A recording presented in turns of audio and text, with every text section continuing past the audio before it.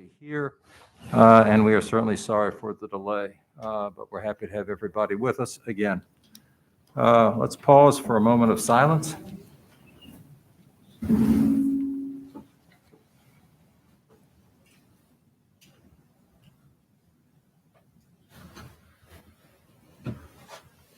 Followed by the pledge.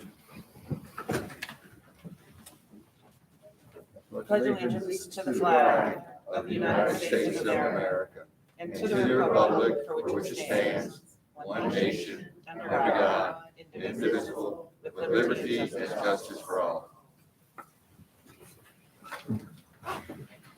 Okay, well, Happy New Year to everybody. Board looks forward to a great 2022. I'd like to welcome Elizabeth Schultz, who's with us, Deputy Superintendent of Public Instruction, for I guess now your second meeting with us since we met yesterday. Welcome. First up on the agenda is the approval of minutes from the November 17th and 18th meetings of the board. Is there a motion to either approve the minutes as drafted or to amend? So moved. That's as drafted, Dr. Durham? As drafted, yes. Thank you. Is there a second? Second. Thank you, Mr. Swan. Any discussion? All those in favor signify by saying aye. Aye. Any opposed? No, that carries. Okay, public comment. Speakers will be recognized in the order in which their request was received. Speakers are asked to limit their remarks to 3 minutes. When your time is up, please close your remarks promptly. We ask that you please provide your name and affiliation at the beginning of your remarks. Speakers may provide copies of their comments. You may email a copy of your remarks to Emily Webb, Director of Board Relations, after you finish speaking. To the best of my knowledge, nobody has signed up in advance, which is incredibly unusual for this board. Is there anybody, here who would like to address the board during the public comment session?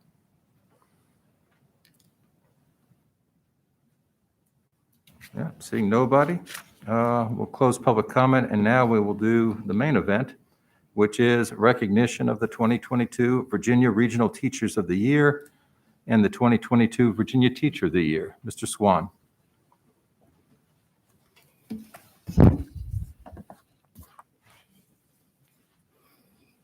Morning, Mr. Gecker, Dr. Wilson, and board members. This is a topic dear and close to my heart, as I was the 2021 Virginia Teacher of the Year. Today it is my pleasure to recognize 8 very special people, Virginia's Teacher of the Year for 2022 and the Regional Teachers of the Year for 2022. In recognizing each of these individuals today, we are confirming the excellence in education that their peers, co-workers, and students see from them on a daily basis. Their enthusiasm for education and their excitement for sharing their knowledge are evident not only in their classrooms, but in all aspects of their lives. Their commitment and passion for what they teach is a shining example of the difference a teacher can make in the lives of students every day. I would like to thank Dr. Joan Johnson, Ms. Jonelle Tolbert, and the entire teacher education team for hard work to make Virginia's Teacher of the Year program such a success. We are honored to have with us today these outstanding teachers. I join the board in thanking them for their hard work, generosity of heart and mind, and for their devotion to Virginia's children and youth. As I introduce each of you, I ask that each of you stand and come to the podium. Region 1, Mrs. Ashley Bland.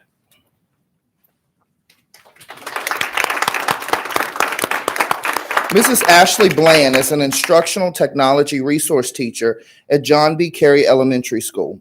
She represents Richmond City Public Schools as the Region 1 Teacher of the Year. She has both a Bachelor in Biomedical Engineers and a Bachelor in Physics. Mrs. Bland's experiences at VCU catapulted her into many opportunities to engage with Richmond youth. One of the most meaningful experiences was with serving as the Pre-College Initiative Chair for the VCU chapter of the National Society of Black Engineers, the largest student-run organization of its kind in the country. She is also a leader with Carey's Eco Campus and an advocate for equity in RPS. Mrs. Bland's guest today, her sister, Kendra Jackson, mother-in-law, Terrietta Blair, mother, Karen Thompson, and grandmother, Annie Morris. as well as her husband and daughter joining us virtually, Alonza Bland and Alani Bland. Congratulations, Mrs. Bland. Region 3, Mr. Robert LaFollette. Mr. LaFollette is a science, mathematics, and career and technical education teacher. He represents Essex County Public Schools as the Region 3 Teacher of the Year. He earned a Bachelor of Science degree in physics at Emory and Henry College and completed initial teaching certification through various local community colleges and the University of Phoenix. Currently, he is enrolled in a master's degree program in mathematics education with Radford University.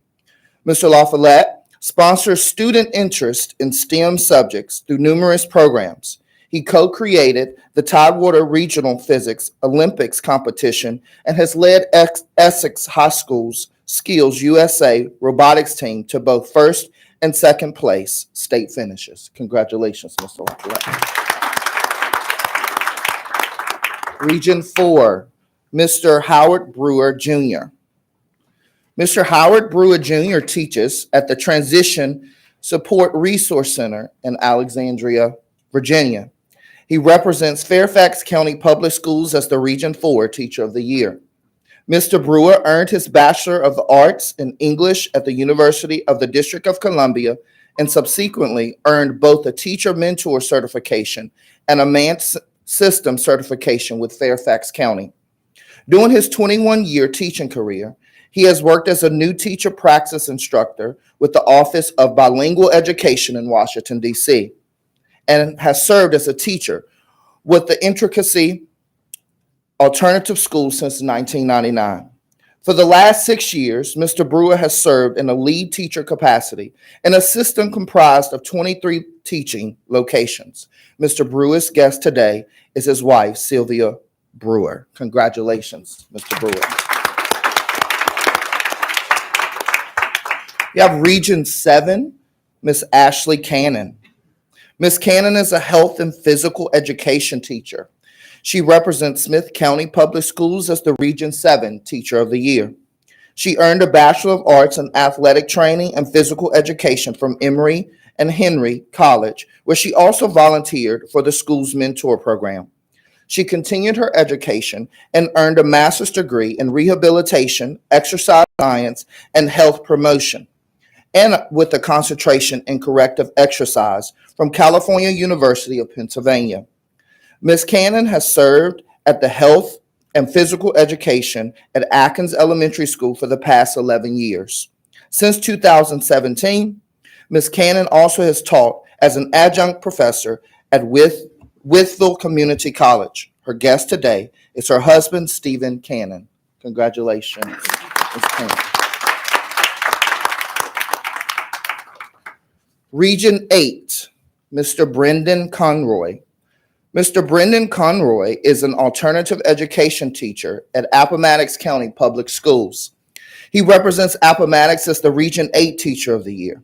Mr. Conroy earned his Bachelor of Science in Marine Engineering with an emphasis in nuclear power generation from the United States Naval Academy. In 2001, Mr. Conroy received a Master of Business Administration with a focus on global management from the University of Phoenix. He completed a University of Phoenix Career Switcher Teacher certification in 2020. Mr. Conroy came to the teaching profession after a career as an officer in the U.S. Navy. He served as a training officer for the 4th Company of the United States Naval Academy and as an academic instructor in the International Military Training Department of the U.S. Naval Aviation Schools. Mr. Conroy serves as an instructor for the General Education Development Program and the Individual Student Alternative Education Plan Program, which features language arts, mathematics, science, and social studies for grades 9 through 12. Before I introduce, congratulations, Mr. Conroy. Before I introduce the 2022 Virginia Teacher of the Year, I want to acknowledge and celebrate the Region 5 Teacher of the Year, Mr. Matthew Olston, an English language arts educator at Liberty High from Bedford County Public Schools, and Region 6 Teacher of the Year from Roanoke Public Schools, Mrs. Ebony Harrington, a mathematics teacher at Lucy Addison Middle School. They could not be with us today due to prior commitments. Congratulations, Region 5 and Region 6. Now, Miss Daphne Fulson. Miss Daphne Fulson is our 2022 Virginia State Teacher of the Year.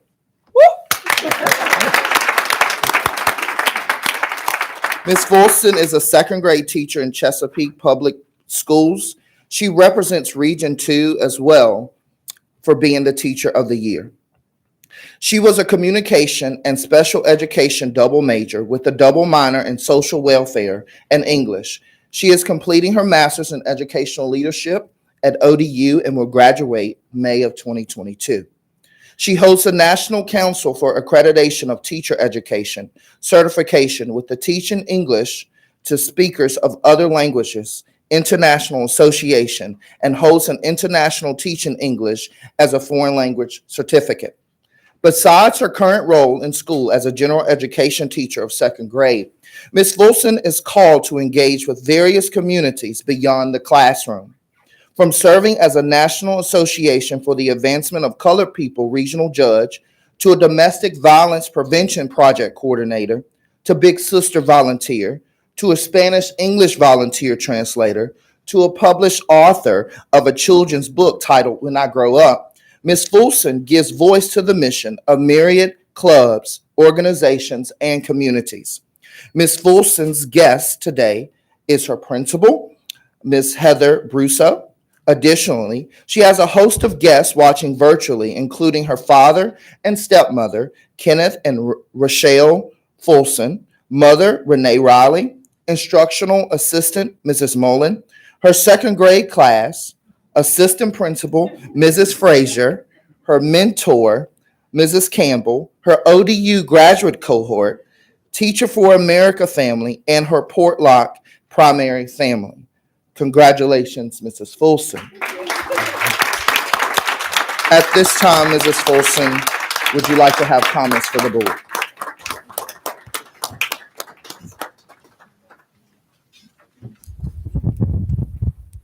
Good morning, everyone. Morning. My name is Daphne Tamara Fulson, and this is my little nugget journey from the kicks of it. We're both excited to be here. I want to say thank you for having me. Out of nearly 100,000 teachers in the state, caring for nearly 1.2 million students, you have put your trust in my hands, and that is an honor. I knew in second grade that I wanted to be a teacher and have transformational change, but I couldn't have imagined in a million years that I would have this platform to step in front of an entire state and also be a representative for the nation, to have a voice to stand on. I also want to say that I am humbled to be in the presence of amazing educators. The other regional teachers of the year are amazing. You just heard some of their accolades, and that's just the tip of the iceberg. I also get to work with the top 56 teachers in the nation, and they're also very, very amazing. Not to mention the teachers that I work with daily at my school, Portlock Primary. Hi, everybody. Hi, class. And I just want to say that it's not an individualistic thing. It's definitely a community effort. I look around and I'm floored. I am humbled, and it's not something that I take lightly to stand here as the 2022 Virginia State Teacher of the Year. Yes, it's amazing to be in articles and have pictures taken and all of those things, but I don't want you all to let that be the moment that stands for me as the Teacher of the Year. I want you to look back and say, wow, Daphne Tamara Fulson, 2022 Teacher of the Year, she hit me here in my heart. She impacted me in this way. She made me rethink my mindset. I want people to look back and know that I consider the thoughts and feelings of everyone around me, students, teachers, parents, and all community stakeholders. I want to be able to lift their voices and leverage their strengths and allow us to all come together for a better collective. I want you all to understand that I do understand that the intentions of collaboration. I look forward to the tough conversations that will be had. We are in the midst of many, many, many pandemics, not just Corona. So I want to let you all know that I look forward to the conversations with people who share the same passions, ideologies, and philosophies as me. But I also look forward to the conversations with those who do not share the same ideologies as me, because we can't get anywhere if we all are agreeing on the same things. We have to have those types of discourse, and I look forward to them. I welcome the conversations that are ahead of me, and I want you all to know that as long as the kiddos are at the center of our conversations, I'll be there, full mind, body, spirit. Mr. Swan has already named some of the amazing people that I want to thank, but I want to thank y'all too. So thank you, Mom, Dad, Miss Rachel. Thank you to all my sisters and brothers and my nieces and nephews. Definitely my Portlock ODU and Teach for America family. My amazing TA, Mrs. Mullen, I love you so much. Thank you. And you're with my kiddos now. Hi, class. I love you so much, and I miss you. And I want to say thank you to my mentor, Miss Campbell. She's been there with me ever since I walked into public school. And thank you to you, too, Mr. Swan. You have been a rock for me. I couldn't have made it to this point, and I know I'm not going to make it through the year without you. Definitely thank you, Mrs. Brusso, for being here with me. You've been there every step of the way as well. If I didn't get to say your name, it's because they only gave me a few minutes. But I love you, and I do appreciate you. And thank you so much for having me here. It is an honor.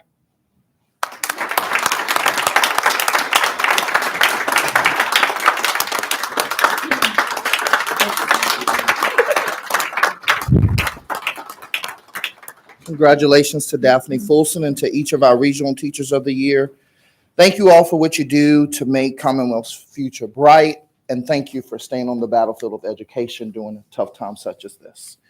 At this time, we're going to take a picture with the board.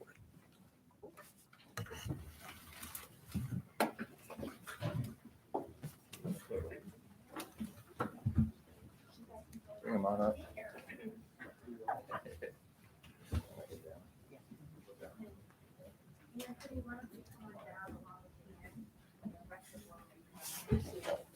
Congratulations.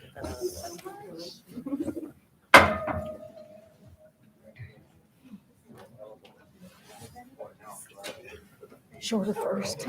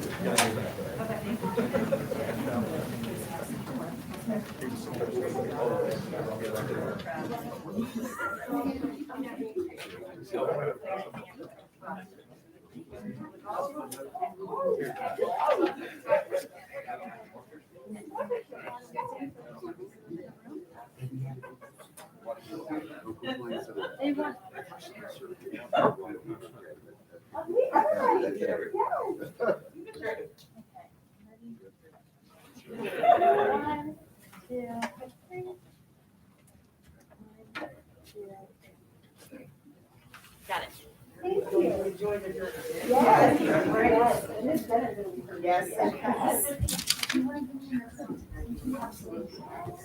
I know that several of our teachers of the year have already exited, but I wanted to just acknowledge that I note that many of them have science, technology, engineering, mathematics backgrounds. I also noted I had the opportunity to introduce them back in the fall. And I believe at least 3, perhaps 4 are veterans of the armed services. And so I think that is an incredible cadre of individuals that we have representing our state. So I wanted to just acknowledge those 2 pieces. Thank you, Dr. Wilson. Okay, anybody want to go on, or are we done for the day? Now we're spent. Okay, the consent agenda, items A and B. Is there a motion either to adopt and approve the consent agenda as drafted or to remove an item? Move to adopt. Thank you, Dr. Robertson. Is there a second? Second. Thank you, Dr. Wilson. All those in favor, say aye. Aye. Any opposed? That carries. Discussion items. Item C, final review of the Advisory Board on Teacher Education Licensures recommendation for passing score for Praxis. Dr. Johnson?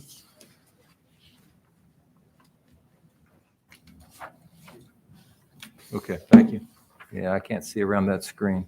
Good morning, good morning. Good morning. For a minute, I thought I was using an old agenda or something. No, I'm here. Good morning, President Gecker, Vice President Wilson, State Superintendent, and board members.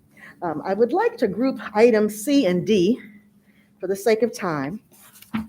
But as you know, we'll present and request specific approval of the separate items regarding our subject assessments. So again, this is the final review for the middle school assessment as well as the math for secondary.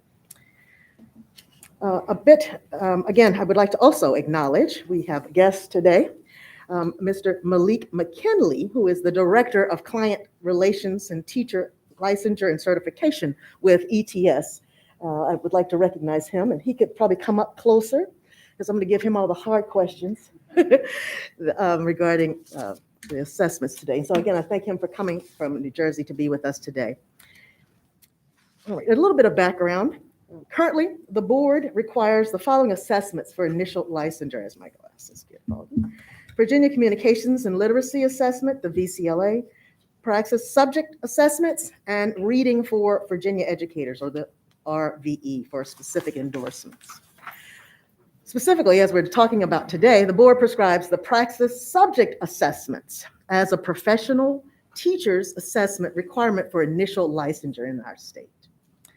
The current prescribed assessments of mathematics, the mathematics endorsements, and the middle school, for which we are focused on today, have been updated, as we shared previously. The regenerated Praxis for mathematics, as well as the middle school, will be offered by ETS, or the Educational Testing Services, in the coming months. A cut score needs to be established. And just a few details regarding that process. The proposed recommendation from the Advisory Board on Teacher Education and Licensure is to set a passing score for the Praxis Middle School Mathematics 5164 test for middle school education 6 through 8 endorsement. The test will be required for individuals seeking initial licensure unless exempted by holding a full or clear out-of-state license with no deficiencies, and can be taken and passed to add an endorsement in middle school 6 through 8.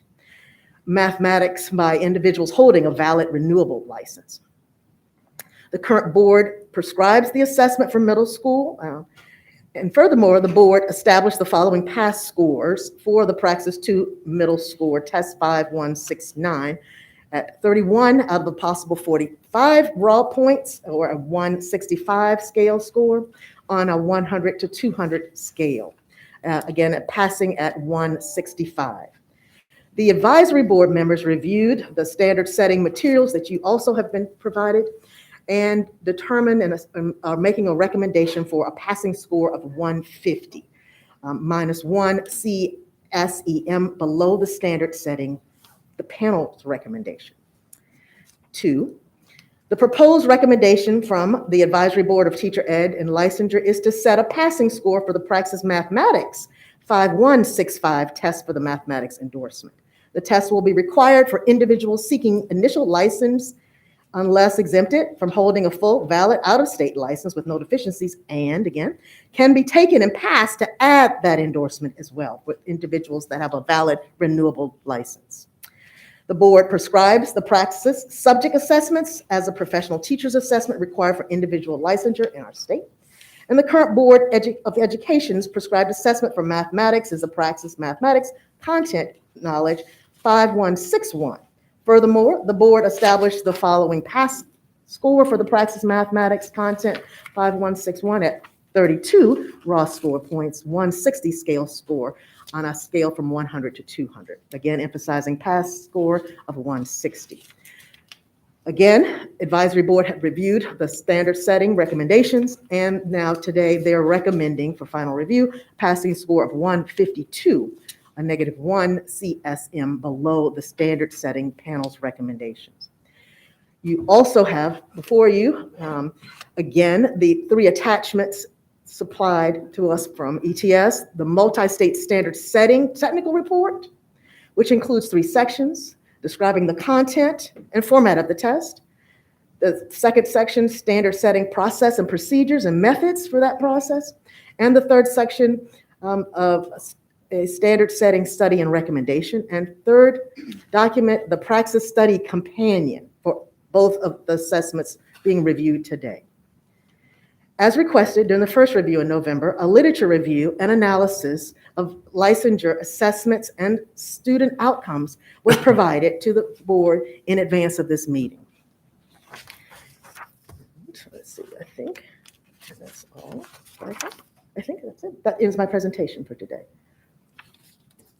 Okay, thank you. Are there any questions or comments from board members? Mr. Swan. Thank you so much, Dr. Johnson. I just want to acknowledge the effort in lowering those scores, because that's one of the barriers of getting good qualified teachers and getting teachers to pass the Praxis test. So I appreciate you and the board's recommendation to lower those scores, those cut scores. Thank you. Anybody else? Ms. Holton? If I may just thank the research department for the literature Yeah. review on the value of these Sure. assessments. I apologize. I Instructive should and have. useful. Yes, Thank I you. could also, I would like to thank our research department as well as the Learning Policy Institute. You notice they also contributed to that literature review, as well as personal communications from ETS. I wanted to reflect various perspectives in that process. Thank you. And I'm sure we'll continue that discussion in future meetings. Okay, if not, I take it that we're being asked for, Yes. on item C, to approve the proposed score. That's cut correct. And score. so I think we had some guidance not to make the recommendation on behalf of the state superintendent. And so I was waiting for direction on that, but I certainly can read what we had proposed.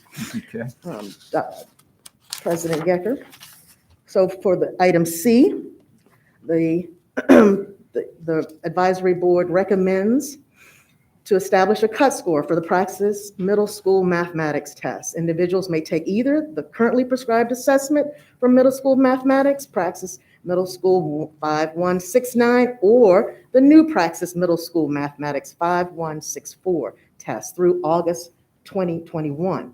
In September of 2021, only the new Praxis Middle School Mathematics 5164 test will be offered in Virginia.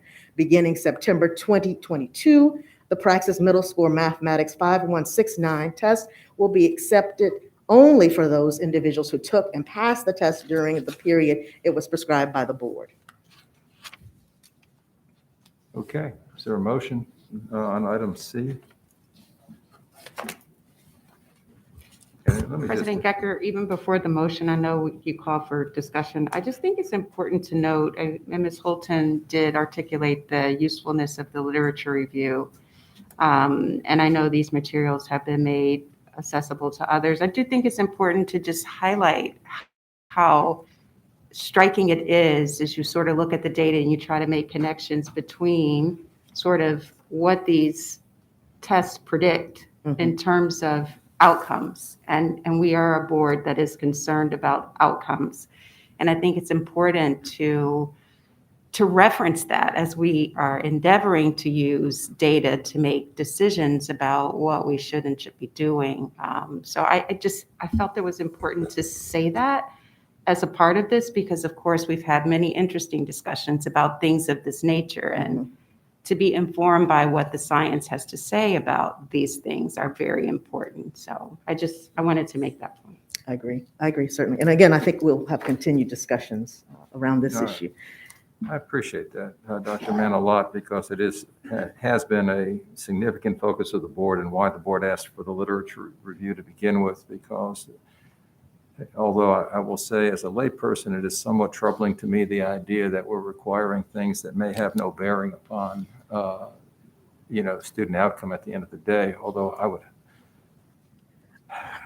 I'm still trying to reconcile, we heard yesterday, Dr. Darling Hammond talking about one of the predictors is, or one of the elements of teacher effectiveness is content area knowledge. Here we have a test that, measures content area knowledge, and yet we're saying, through the literature that there doesn't seem to be that correlation between, cut scores and student outcomes.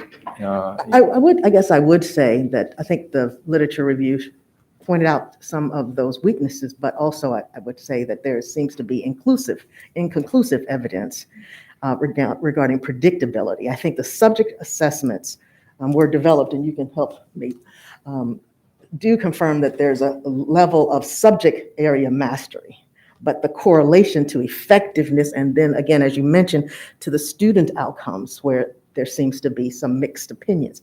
And I guess I would also emphasize that I believe the state, and in my background in terms of teacher preparation, the assessments are one point of data collection. There's one tool that we use to demonstrate and meet the licensure requirements.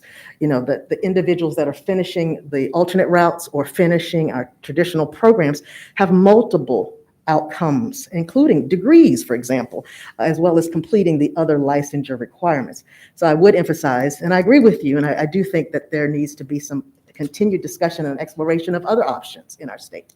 But at this point, I would emphasize that this is one piece of evidence, I think, also. Okay, we have a motion, I think, and a second. Do we have a motion?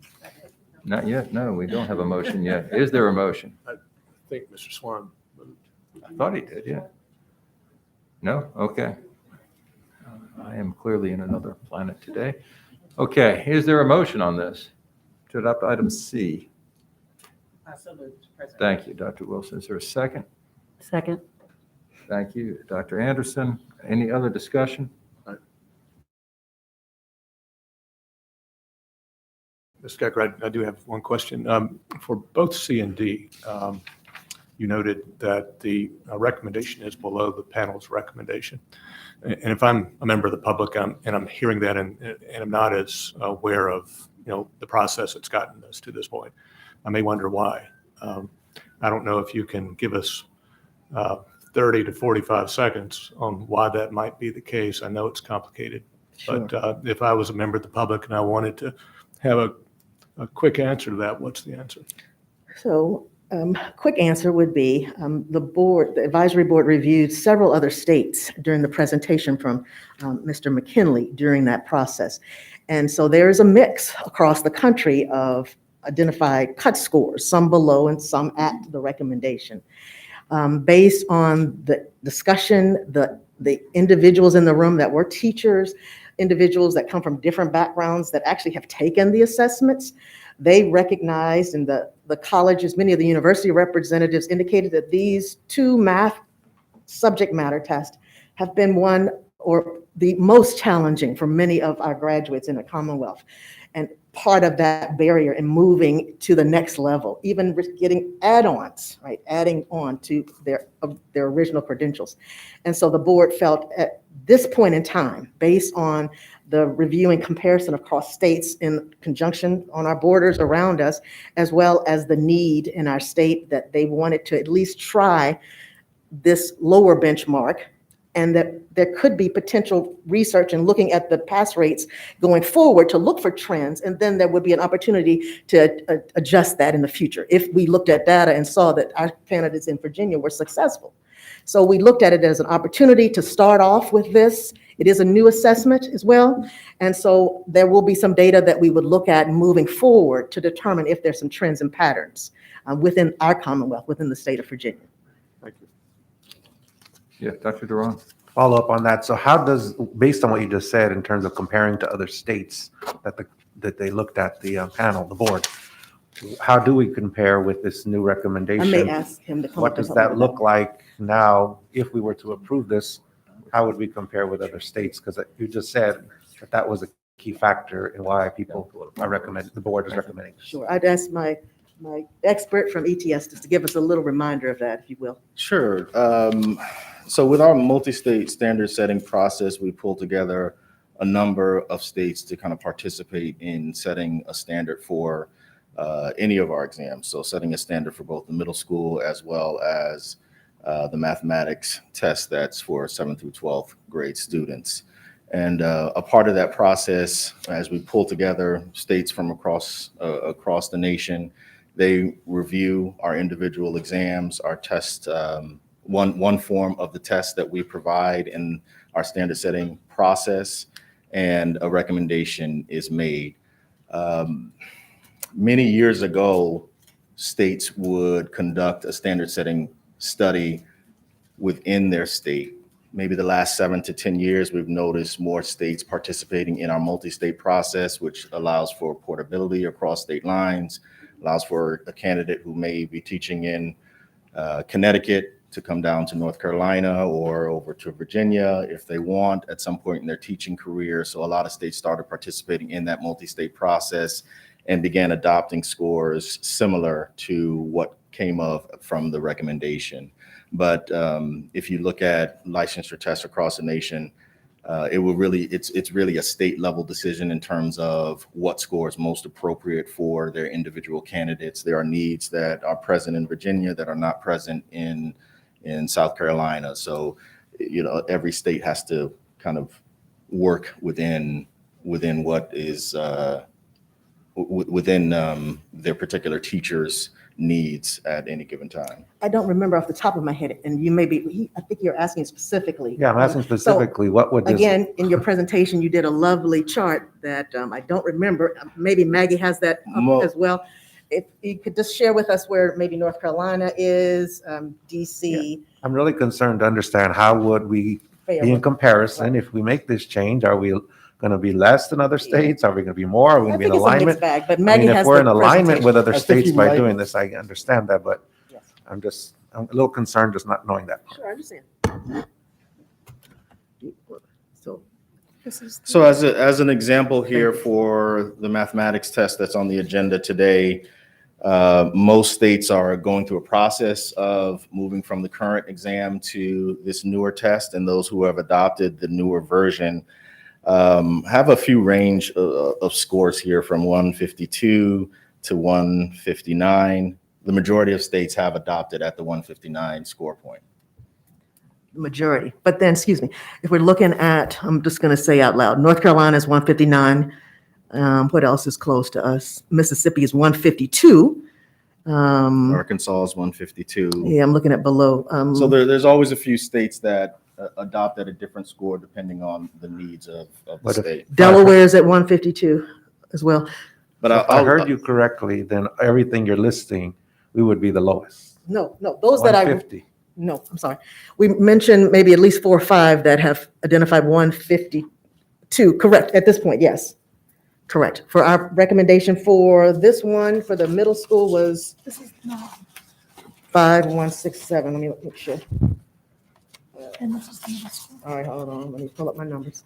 We have 152 for mathematics. So we're at 152. So quite a few. So no, we're at the match with quite a few other states at 152 for the mathematics. And then for middle school at,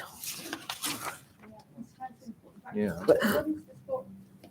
What is the score we are being recommended to adopt in item C? so item C, which is the middle school, we're at 150. And so there are, Mississippi has 150, so we're not the lowest. Arkansas, so you see a pattern, has 150 as well. And then again, yes, the majority are at the 157 mark, but we would be not the lowest for the middle school at 150. We would not be at the lowest, but the majority are at 157, That's correct. and we're proposing 150 here. That's So correct. we would be the lowest compared to the majority, not the lowest, but in the lower category. That's correct. And the rationale for that again was I guess I'm just struggling here why we would not be at least in alignment. I'm fine with trying to be in alignment with other states. Struggling a little to understand why we would go to be in the lower Right. category. Just Well, as one board member, I don't Based understand. on the feedback and the discussion from individuals that actually have taken the test, they're concerned as well with the university faculty that expressed their concerns about people actually being successful and being turned away from the profession because they have been unsuccessful, and that the content is such that on the test, right, it's even above what is typically taught in the mathematics programs and teacher prep programs. And so based on that feedback and the need in our state for math instructors, parent advocacy there at ABTEL also was concerned that we want to have a full-time licensed teacher that has the credentials to teach math in their school. And so the preference there was that they wanted to have a teacher with credentials, with full license. Thank you for the explanation. Mr. President, may I- Yeah, Ms. Holton. can I ask, was the recommendation from our advisory board on teacher education and licensure, was it unanimous? Yes. And am I correct that ABTEL, I'm sorry, was that answer correct? Oh, so thank you. One, it was not unanimous. One person, that was a principal, right? Yes, he's a principal. One principal dissented.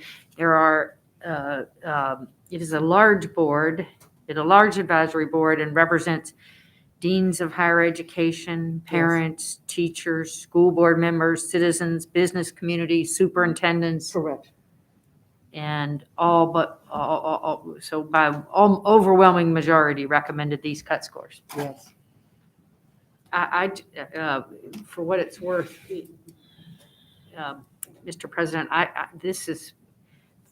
it feels fairly technical and outside of my expertise certainly, but I feel like ABTEL is the right folks to give us good advice on this. But perhaps we want to hear more from them as to their thinking about it. Sure. And as I mentioned, I think that this issue is one that we will continue to discuss, and especially in ABTEL now, we have our subcommittee actually looking at some of these bigger questions regarding licensure assessments in general. As you know, we are looking at additional assessments that are coming forth, right? In the next couple of meetings, there will be additional regeneration and changing of many tests this year. And did ABTEL have in front of them this literature review that basically throws into question whether there's any predictive value in the Praxis scores at all? In the subcommittee discussions, yes, but not the large group. In the subcommittees, we have been looking at this research. And they welcome opportunities to consider other options in our state. But again, just seeing this focus on math, we didn't think that we should, at this point in time, not move forward with this. May I ask one more? On item D, what is the cut score that All right, ABTEL is recommending to us, and how does that compare to Right. other states? So again, item D was the mathematics secondary, and we're proposing 152. Same pattern of the majority are at 159, and then there's some that, like ours, are at 152. Again, Mississippi, Arkansas, Delaware at 152. So same pattern, you can see with the states around math. Thank you. You know, from my perspective, I appreciate ABTEL's work on this, but I'm, really struck, I guess, by ETS's work on this, which seemed to suggest, 157 for item C. I guess perhaps, Mr. McKinley, is it? Yes, sir. Yeah, I'm sorry, I didn't quite catch it when Joan introduced you before. I'm sorry about that. We have a review of your process, but can you give a brief explanation of why ETS thinks 157 is recommended here? Well, as a part of our process, when we bring states together, we reach out to states and we ask them to share the names of individuals, whether it be K through 12 teachers or whether it be faculty members from individual states that can sit on this committee. They go through some training over a 3-day period and look at an individual form of the exam, looking at each individual question and having conversations around what questions seem to be easier versus those that are much more difficult versus those that have a moderate level of difficulty. They eventually make judgments on that, and a statistical process creates the cut score. and then they have conversations around that particular cut score. But as Dr. Johnson mentioned, this is just a recommendation, especially when you're considering a new exam. This is a recommendation of 157 or 160 or whatever it may be for an exam, and each individual state has to assess whether that particular recommendation is appropriate for their individual population. And it can be And I changed. guess when you say that, though, what's appropriate for each individual population, what are the factors that we are expected to consider there? If this does in fact measure, subject matter competence, why would a state want less subject matter competence than more? Are you suggesting that sort of the drive to have more teachers overcomes the content mastery issue? No, that's not what I'm suggesting. Right. Our licensure tests are by design focused on content knowledge. So that's the design of a licensure assessment in general. So when you, I guess I would respond. oh, From please. Abtel's perspective. Again, from Abtel's perspective, I think some of the bias in the assessment, right, that literature and research does present, as well as some of the demand in our state, I think trying to keep all of that in balance, right, being objective with having a need to have some sort of standard assessment, but then yet also realizing some of the research and concerns about standardized tests weigh into, yes, we want to maintain it, but do we push for the higher top numbers when we know that there's some confounding variables with the tests themselves? What would those be? Often, as On the the math literature test. points out, in terms of there's some research that talks about there's racial bias in some of the questions and challenges with standardized tests with various populations. So some of the things that were pointed out in the literature review.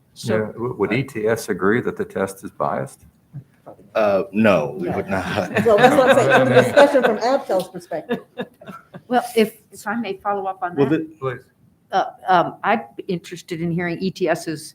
I hope you've had an opportunity to review the literature review. I don't know if you have, but the quick summary of the literature review that our department did basically suggests that there's very little evidence that the tests have predictive value as to teacher success, and does raise some questions about bias as well. But I'm really more interested in the top line.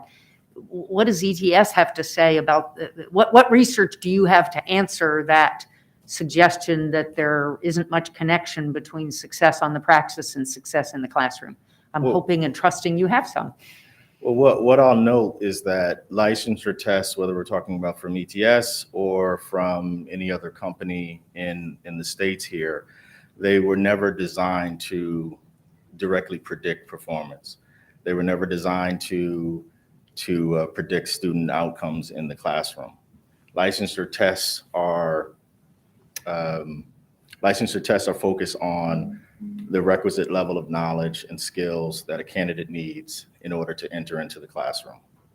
So as you think about over the last maybe 60 plus years, ETS has been working on licensure exams. The field continues to confirm that that content knowledge is what's most important. That's what the research tells us, that content knowledge is extremely important. Obviously, pedagogical knowledge is also important.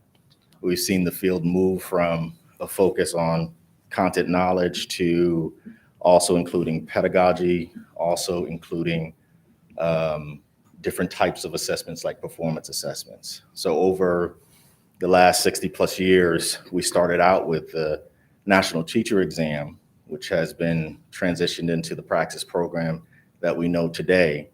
And since that point, we have included innovative item types, which draw a little closer to higher level thinking and cognitive ability. We have created content knowledge for teaching item tests, which focus on the connection between content positioned in classroom settings, content positioned in task of teaching. So that drives a little closer at teacher effectiveness in the classroom. And also what you have noted in your board agenda items is the Praxis performance assessment for teachers.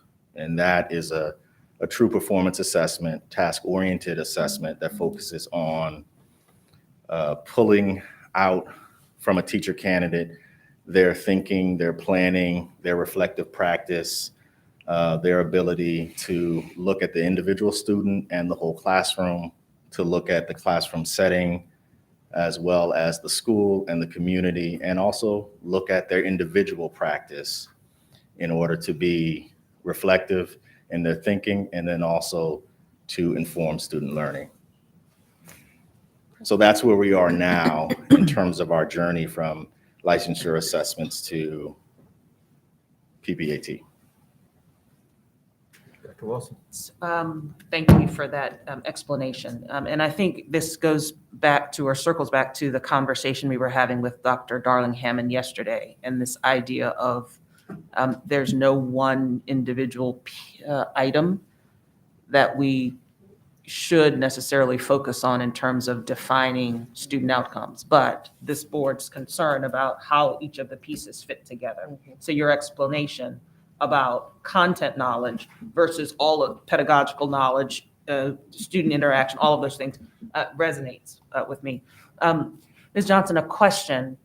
You mentioned, I'm sorry, the other thing that I will note is a statement that among the board members, there were folks from higher ed who acknowledged that, or suggested that, the items on the new assessment are perhaps beyond what's being taught in teacher prep programs, or something to that effect. The comment was in reference to the previous assessment. Okay. They've taken All right, previous I'll back that assessments. up then. We'll Yes. rewind that and take it back. Then go on then to my question. You mentioned the idea of coming back to, or revisit, the cut score. What has been our history of doing that? How often have we adjusted a cut score? How quickly have we adjusted a cut score? What's the thought behind that, perhaps in this situation? So as you know, I'm new to this role, but in the state, and those, maybe, I don't know, Maggie, if you're familiar, but I can just speak to what I remember. So I know the board has adjusted the cut score for the VCLA, which is, we'll talk more about this year as well. And usually that's with our, no, that's Pearson, right? Yes. So that's Pearson, the test developer, is responsible for that. And I think in general, the psychometric folks recommend that tests should be regenerated every 5 or so years anyway, right, from that perspective. But in the state, I know VCLA has, the cut score has been changed.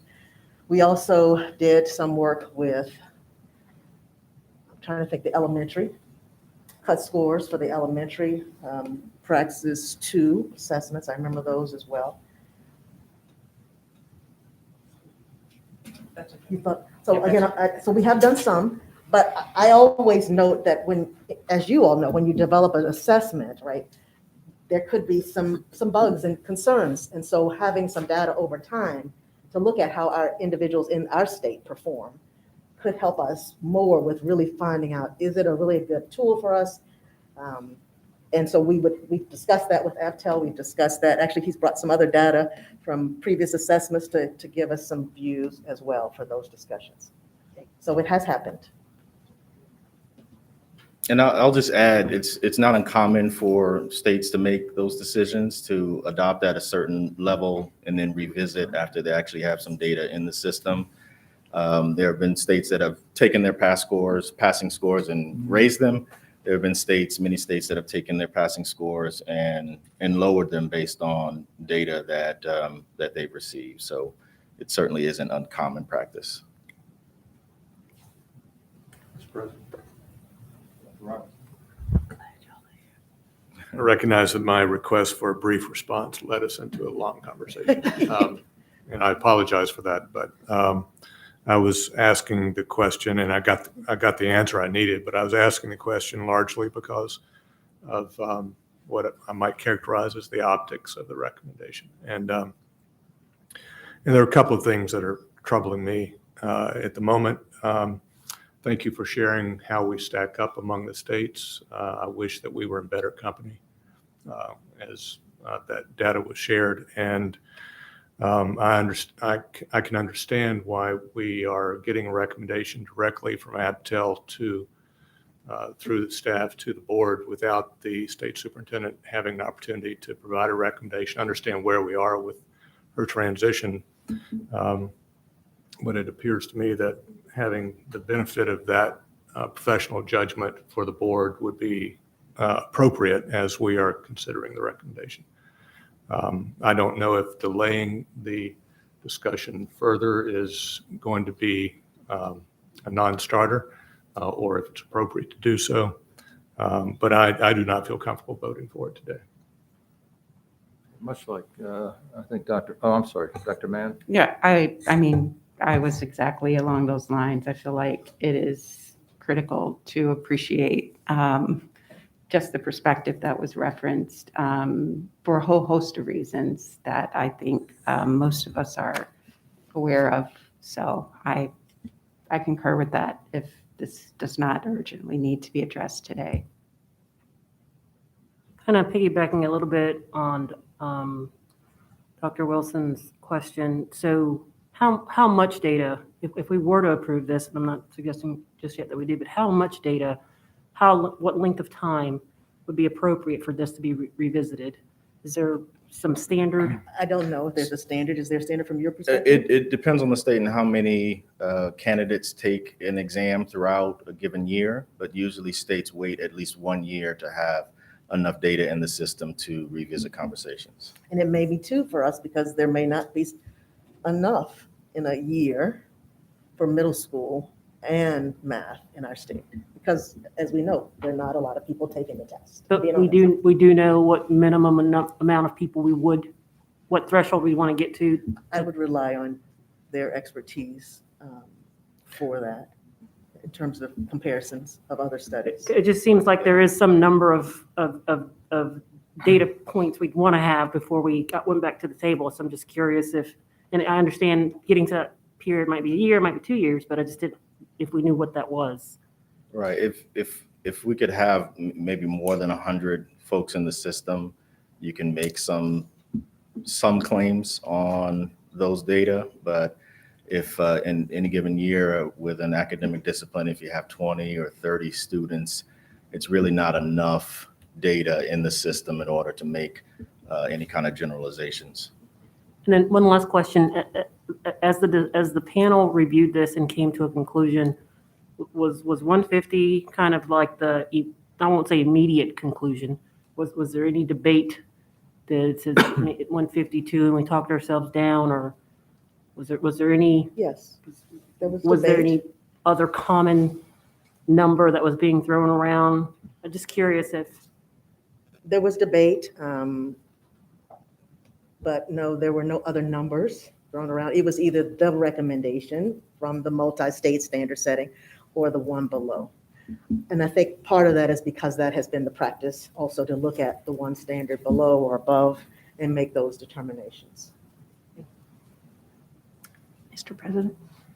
Ms. Holton. Dr. Johnson, recognizing that our new superintendent not only is not able to be with us at the moment, but also is 9 days into the job and presumably hasn't had an opportunity to study this issue yet, would there be any harm in waiting until March to act on this item? No, I think as I said, the dates of regeneration start later in the summer, if I'm not mistaken. So we have time. But as I mentioned, there are multiple items that we've been waiting for to bring forward because of some of these concerns. And I think we're okay with all of them. I think the way we've planned and scheduled that presentation, we have time before it will impact our state in those and access to those tests. So it actually held some because of some of the discussions we've had today. That I think are larger than this one test, to be honest with you. Dr. Mann. Last comment on this, I think,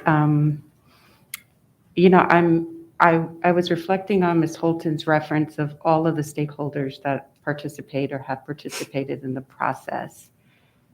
And it's striking to me that when you really hear that, we have parents, we have teachers, we have principals, we have people who feel that we're failing because we're not able to have teachers who are licensed in subject matter today. And it makes me wonder, and I know the higher ed conversation, there was some, unwinding of that per the comment that, Dr. Wilson was maybe going to go down this path, but I feel as if when we come back to this subject, and I don't know if it's possible to really understand, but I am stunned by trying to appreciate what has to change in higher ed to help address this issue, because this is not just an issue of the individual, and I don't know what kind of data we have access to appreciate what is or isn't happening to elevate the preparation experience such that when it is time to sit for such exams, people can do that. And I think that worries me more than anything. We tend to focus a lot on who's not getting through, but I ask the question, how are our teacher prep programs evolving to help ensure that we can have qualified personnel to teach our children? Because I can understand as a parent, today I want my child to have access to a licensed teacher with that expertise. But we don't have that. And so we have people trying to think about ways to make it easier to hopefully get to that by using a different bar or threshold. But we have to really wrestle with those issues too as we try and do the work of approving things as we need to. So it is a quandary that we have to create space to try and understand. And again, I will emphasize that this assessment is only one measure or one indication, right, of demonstration that they have the subject matter. Because they'll have a master's degree potentially, or they'll have an undergraduate degree potentially, right? That maybe they have a 4.0, and the higher ed institutions are recommending them after knowing them for 2 to 4 years. And so the assessment is one indicator that they are meeting that subject matter. We're going to defer anyway. Yeah, I think. Okay. I think we appreciate the conversation. Thank you. If, Thank you all. if I were doing this alone, honestly, I don't think I could possibly vote for the lower scores at this time. I think I would go with the ETS recommended scores. I think to part of Dr. Mann's point, we need to look back at why we can't get what we need to get from, in terms of the talent pool. And there's a lot of reasons for that, right? But it's, that does bear some, study. But in terms of the standards for the Commonwealth, it seems to me that, we ought to be no less than the recommended standard here as a measure of subject matter competency or mastery. And so I think I heard some sentiment that we wait for the superintendent to weigh in on this in her professional opinion. Although, as I said, I would be content to go forward with both these items at the recommended scores if there were, some indication from the board that they wanted to do that, or, like I said, I'm equally content to defer till March. I'm, honestly, Dr. Robertson, I understand the concern for the optics. I am candidly just personally not as concerned about the optics. I mean, we've done other things that, I know, optically have not looked right, but we felt we were on solid ground. If I felt we were on solid ground going for the lower numbers here, the lower cut scores, I would be content to do it, understanding that the optics would be what they are. Here, though, like I said, I just don't see this, and I appreciate the literature review. If I did anything, again, if we did anything, to me, it would be, I think Massachusetts, it was based upon that literature, actually adopted the higher score and then legislatively lowered it for a period of time to increase the number of professionals, math professionals in the profession. So if I were to do this, to achieve the goal that you're trying to achieve, it would be still to adopt the higher and then perhaps discuss a temporary lowering of it for conditional licensing or something else, as opposed to starting at the lower number and then having to come back and say, we're going to try to move it up. Without a lot of comments, if we could do this, is the desire to move the item through or to defer the item till March? Dr. Wilson, you had the motion, so. Yeah, so I'm happy to withdraw the motion, but I would rather defer. And I do think the idea, perhaps, President Gecker, that you just described, in terms of, a way to accommodate is one that warrants more discussion, I think, and I think probably has some bearing on staff. And so I'd like to understand what that looks and feels like, but that kind of thinking would be useful to hear more on. Okay, so we have a withdrawn motion. I assume the second's withdrawn, and I'm going to use my, prerogative as chair to defer the item until March. Okay, thank you. Thank you all very much. And we appreciate your coming down from Jersey. I'm a Jersey native, and it was, I think we did you a favor rather than inconvenience you, having you come on down here. I'm not looking forward to the snow. No, I know. No, I still love my home state. I think she's. So just for clarity, coming back in March, giving the superintendent some time to review the content, you asked for some additional understanding of impact and alternative options you might have on the department. Is there anything else we think we need that would change our decision? Because all I'm hearing right now really is, which is important, what does the superintendent think, but is that really going to change? Do we need any more information is what or another recommendation? Yeah. Honestly, I think the answer is no, and I know where you're headed. However, I think out of courtesy to the superintendent of public instruction, this is an area that she ought to have the opportunity to weigh in on. Well, if I may suggest, certainly we can invite more public comment on it, and I hope our conversation today, the higher ed community and/or others may choose to weigh in. But also, we could ask Abtel if they wanted to send us a more detailed explanation for their recommendation. We would certainly be happy to consider that. That's a good idea.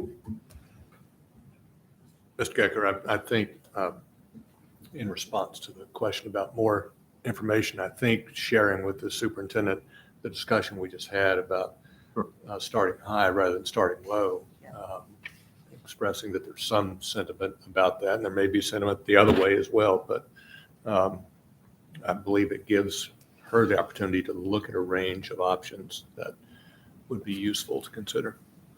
Okay, so we're deferring till March. All right, item E. Thank you, Dr. Johnson. First, review the proposed revisions to the regs governing secondary school transcripts. Dr. Hollins. Good morning, Happy New President Year. Good Gecker. to see you. Wonderful to see you all as well. Happy New Year to you. Vice President Wilson and members of the board. I'm Dr. Samantha Marsh Hollins, Assistant Superintendent of Special Education and Student Services, and it's my pleasure to be with you this morning to present to you the first review of proposed revisions to the regulations governing secondary school transcripts. Your boilerplate is relatively straightforward, and as a reminder, the last full version of the regulations were approved by the board in 2007, and changes in professional practice at post-secondary institutions and business and industry necessitated these revisions to the regs. In May 2019, a group consisting of representatives from across multiple stakeholder organizations, including parent representation, professional educators, as well as stakeholders from the field, was convened to discuss important issues around high school transcripts and provide suggestions for these proposed revisions. Further feedback was provided through a questionnaire from institutes of higher education. The NORA, the Notice of Intent for Regulatory Action, was approved by the board at your July 25th, 2019 meeting. It was published for public comment on September 16th, 2019, and closed on October 16th of that same year. There were no public comments received through Town Hall or submitted through the board's email address. The regulations were accepted for first review by the board in January of 2020, and one revision was made as a result of board feedback, and the proposed revisions were then submitted to the executive branch review pursuant to the Administrative Process Act. As a reminder, we're now at the juncture of that act for the first and final review, and so our ability to offer feedback is pretty limited based on what we've received from the field as far as public comments and any additions that are more technical in nature. There were 6 public comment submissions through Town Hall, and I provide an explanation of those types of comments reviewed and the resulting minor technical edits or clarification that I and my staff have been provided to the folks that commented. These edits will provide clarity and consistency to school divisions and post-secondary institutions, as well as align with the language and the standards of accreditation, and the proposed revisions will better serve the students of the Commonwealth by aligning elements contained in the student transcript to the needs and demands of post-secondary partners. If you would allow me to, I would like to recommend that the Board of Education receive for first review the final stage of these proposed revisions to the regulations governing secondary school transcripts, and I'm happy to answer any questions. Are there any questions? And thank you for the presentation. I don't see any, so the board is delighted to accept this on first review. Thanks. Thank you so much. Thank you. Okay, item F, first review of proposed revisions to the guidelines for uniform performance standards and evaluation criteria for principals and superintendents. Dr. Strong and Dr. Johnson. Good morning Quick again. technical, question. The last one in our agenda says final review, but then I heard first review. Is that just an error? I think the first published agenda was incorrect in that regard. It's been fixed on the website. On the website. Okay, the one I had printed. Thank you. Good morning again. Good morning.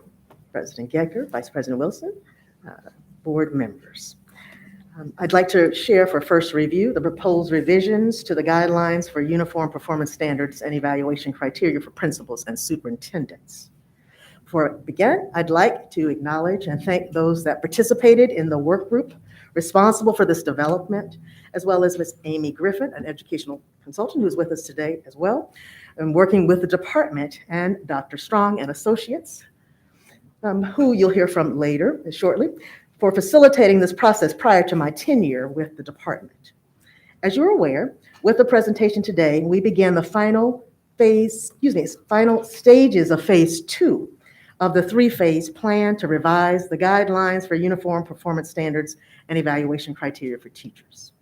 As a reminder, phase 2 is intended as a bridge between the current and future teacher performance evaluation. The major revisions in the guidelines in phase 2 is the creation of the new performance standard, the culturally responsive teaching and equitable practices. The establishment of this performance standard addresses House Bill 1904, identical to Senate Bill 1196, passed by the 2021 General Assembly, requiring the evaluation shall be included and include the cultural competencies. A little bit of background information. The current guidelines for uniform performance standards and evaluation criteria for principals and superintendents originally was approved on February 23rd, 2012 for principals and September 27th, 2012 for the superintendents, with both subsequently revised on July 23, 2015, and most recent January 10, 2020. Work groups were convened in 2021 to comprehensively review the guidelines for uniform performance standards and evaluation criteria for principals and superintendents.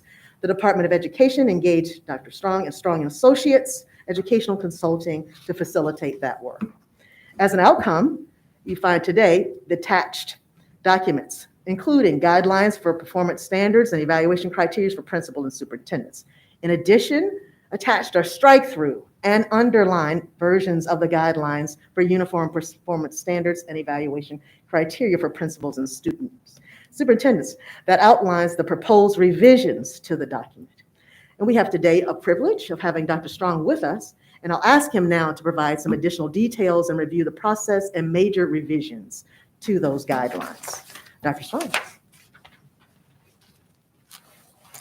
Thank you, Dr. Johnson. Good morning, President Gecker, Vice President Wilson, board members. It's a pleasure to be with you. I think we have a presentation with slides that with your permission, I will move through fairly quickly and in the interest of time, and allow for the short minutes that I have with you to be devoted to any questions or comments that you might have. So if I go too quickly, please feel free to let me know to pause. I do want to acknowledge the excellent work that was done by the appointed state work groups for both the principal guidelines for performance standards and evaluation, as well as the superintendent group.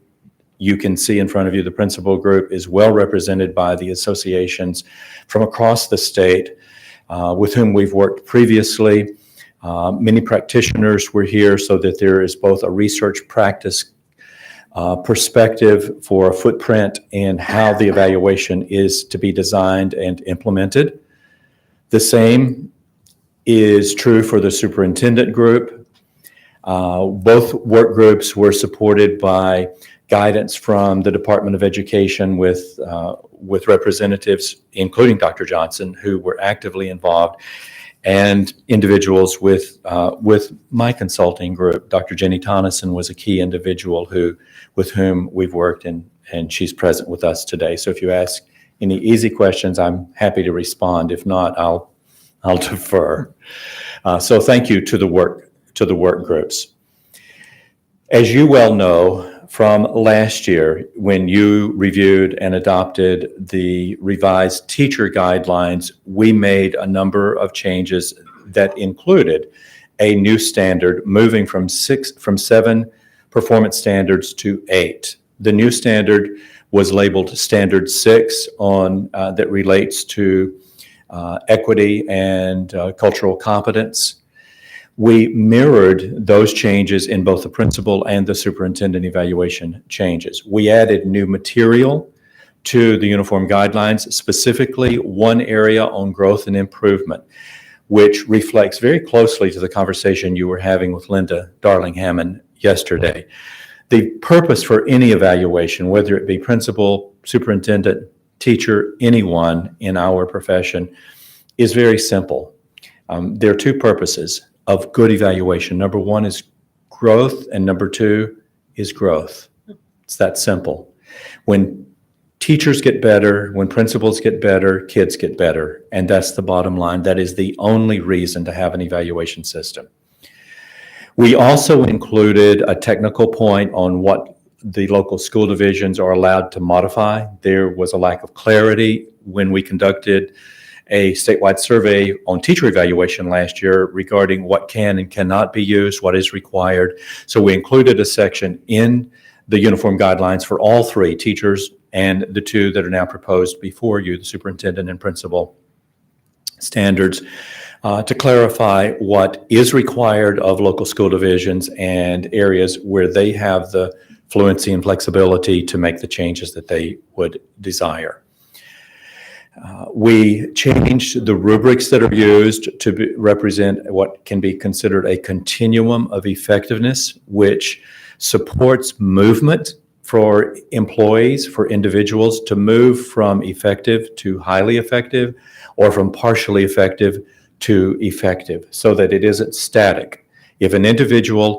If I'm a new teacher or a new principal and I should be assessed on one of the standards this year as partially effective, that doesn't mean I have to live and breathe there for the rest of my life.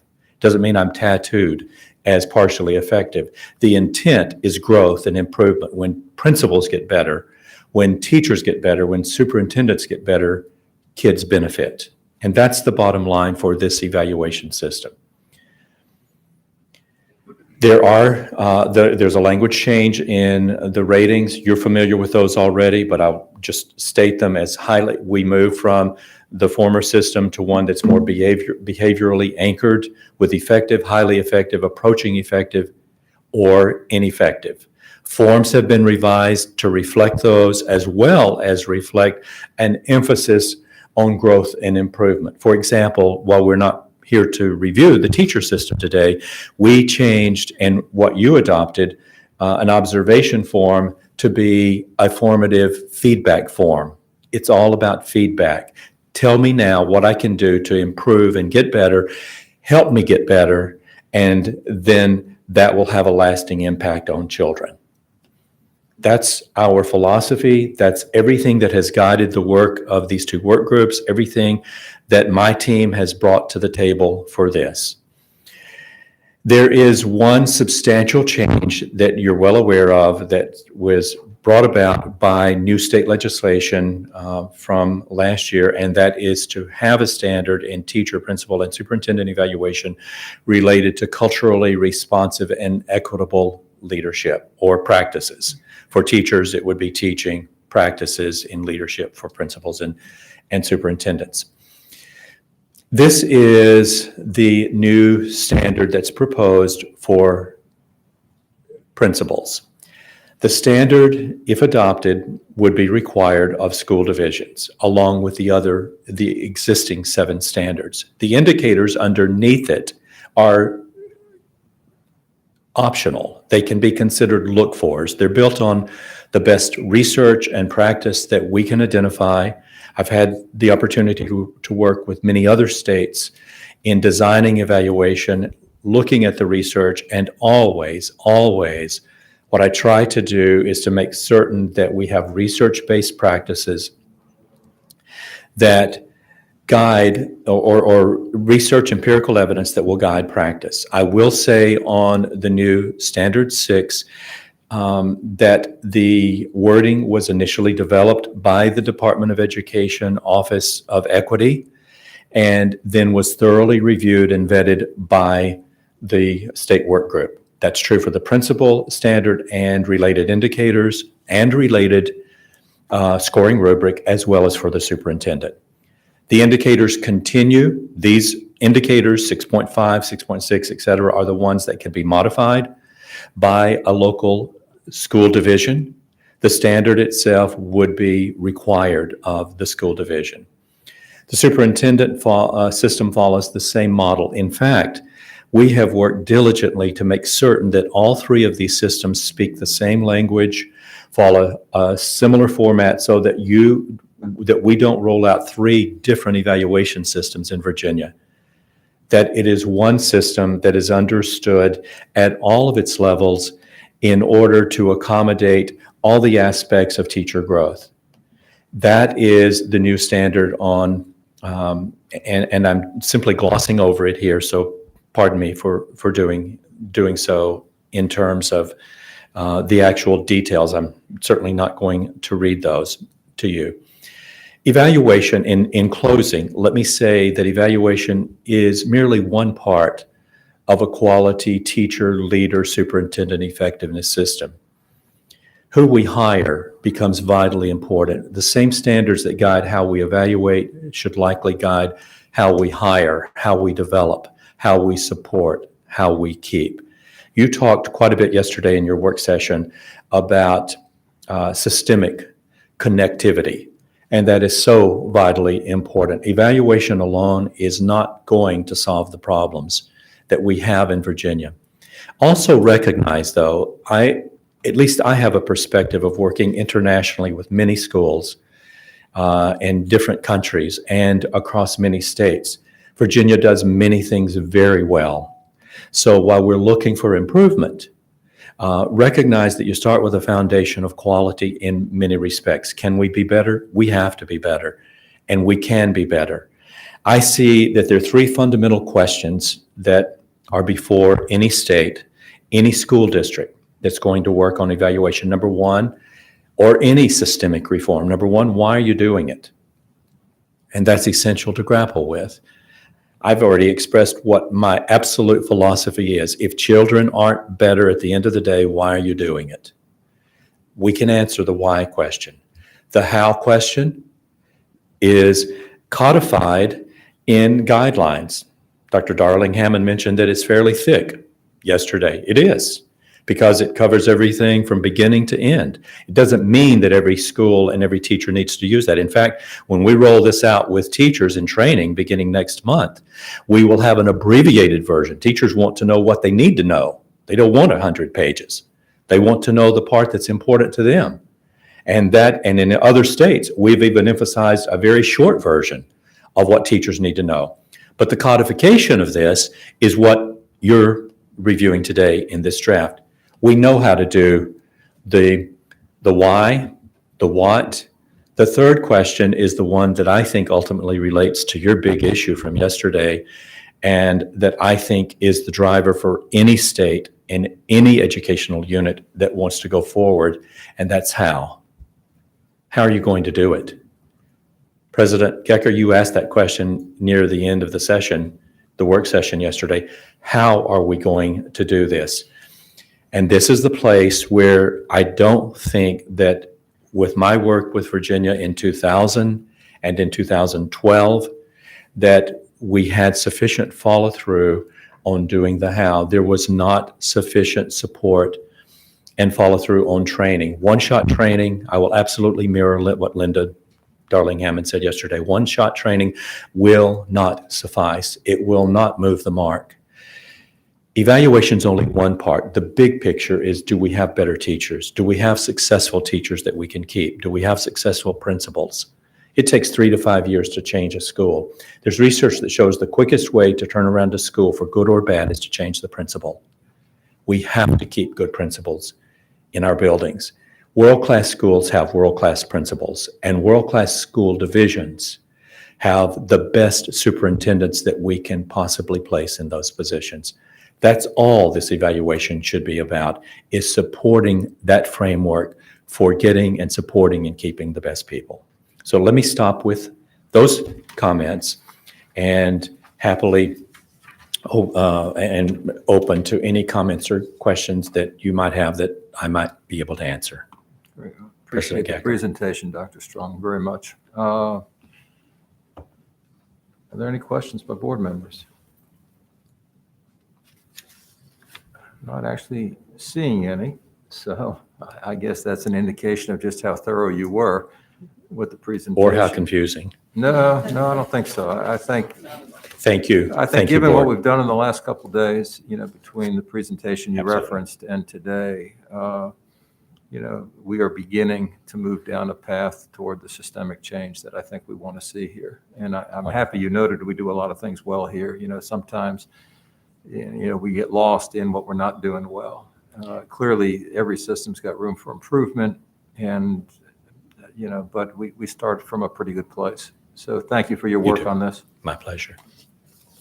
So again, thank you so much for receiving the presentation, and we ask that you receive for first review the proposed revisions to the guidelines for uniform performance standards and evaluation criteria for principals and superintendents. Yep, we are doing that right now. Thank you. And I guess, Dr. Johnson, you are next also with G. No. Not Dr. Johnson.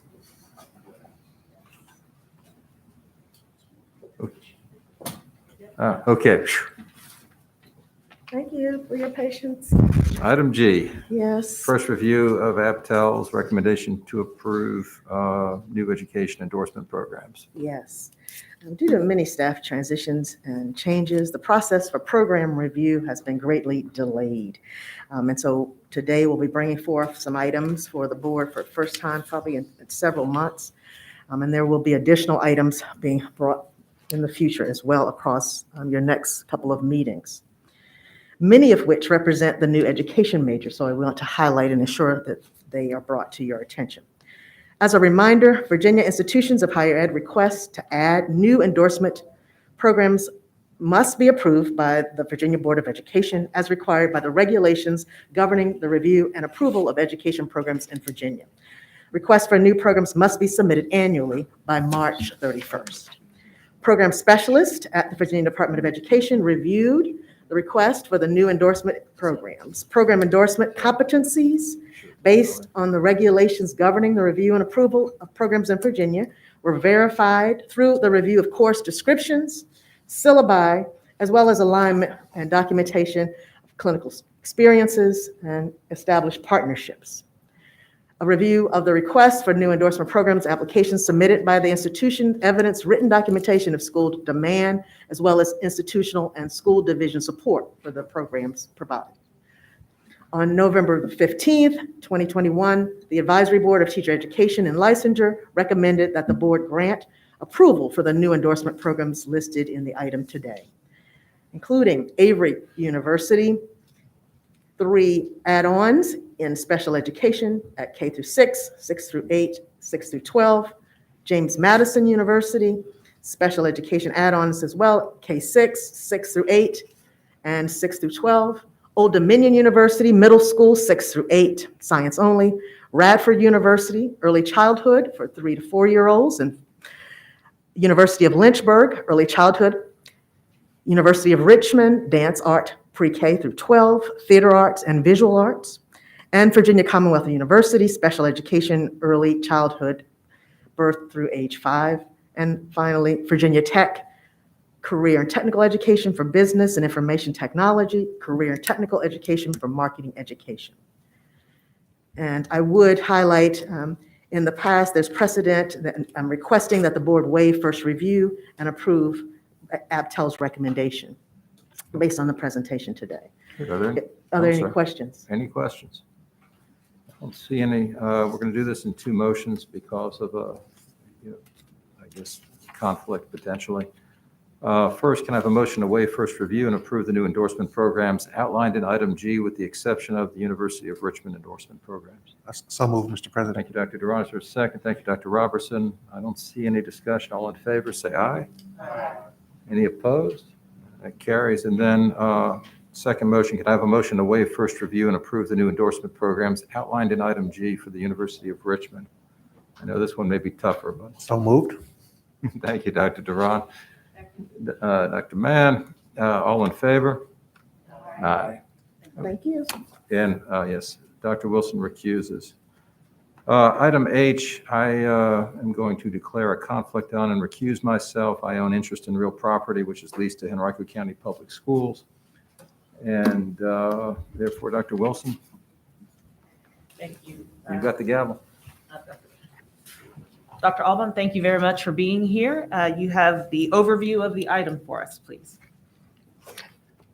Absolutely. Good morning, Vice President Wilson, members of the Board of Education.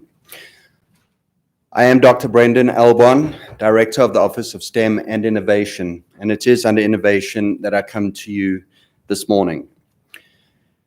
House Bill 1981 of 2017 directs the Virginia Board of Education to develop regulations for the designation of School Divisions of Innovation, SDI. To be eligible for designation, the local school board would submit a locally approved plan of innovation to the Virginia Board of Education using criteria as presented in the regulations. Upon being designated as an SDI, not only can that division have a sense of pride, they are also asked to act as a laboratory of innovation and to share their unique programs and solutions in order that across the Commonwealth, school divisions can learn within a vast professional learning community. An SDI designation also provides for the ability to request flexibilities from certain regulatory provisions and is permitted to adopt alternative policies for school administrators, teachers, and staff to meet the diverse needs of students. These flexibilities may only be under the purview of the Virginia Board of Education's regulations and not in lieu of any federal mandate nor Code of Virginia requirements. In 2020, the Board of Education approved the designation of SDI for Henrico County Public Schools, along with 14 other school divisions. The goals and objectives of the Henrico application include empowering student agency by using real-time data and formative feedback to share and act upon their learning. And 2, to utilize a portfolio platform to increase student participation in opportunities to enhance their preparation for college, career, and citizenship. At the time of designation, Henrico did not request any flexibilities to board requirements. As you will see in the attached letter in your board documents, Henrico has now requested flexibility to apply alternative practices for the requirement that students take the Standards of Learning assessment or complete the Virginia Alternative Assessment Program in Virginia Studies, Civics and Economics, and Grade 8 Writing, such that their local alternative assessments, including performance assessments, may be used in lieu of the SOL assessment and the VAP in each of these content areas. This request is very much in line with the requests for flexibilities previously granted to Stanton City, Fairfax County, and Fauquier County in the September 2021 Board of Education meeting. This flexibility, if approved, will be in effect for the remainder of the Henrico SDI designation for the 22-23, 23-24, and 24-25 school years. As is the case with other flexibilities granted to SDI designees, Henrico will be required to submit an annual report updating the department and the board of how the components in their innovation plan is going, which includes how they are measuring the beneficial success of the flexibility that is granted to them. At this time, staff recommends waiving first review and accepting the request to approve the flexibility for Henrico County Public Schools. Thank you for your consideration of this request, and at this time, does anyone have any questions? Thank you, Dr. Alban. Any questions from board members? Ms. Holton? Clarification, are you asking that we waive first review? I missed that. Yes, ma'am. Okay, thank you. Yes. Any other questions? Seeing none, is there a motion to waive first review and approve the flexibility requested by Henrico County Public Schools? Dr. Robertson, second, Dr. Mann. All in favor? Aye. Any opposed? That motion carries. Dr. Alban, thank you very much. Thank you. President Gecker, I gladly return the gavel to you. You can keep going. We have a real one. At this time, I'm going to welcome Ms. Vanessa Wiegand, the Coordinator of Health, PE, Driver Education, and Family Life, to the podium. Great.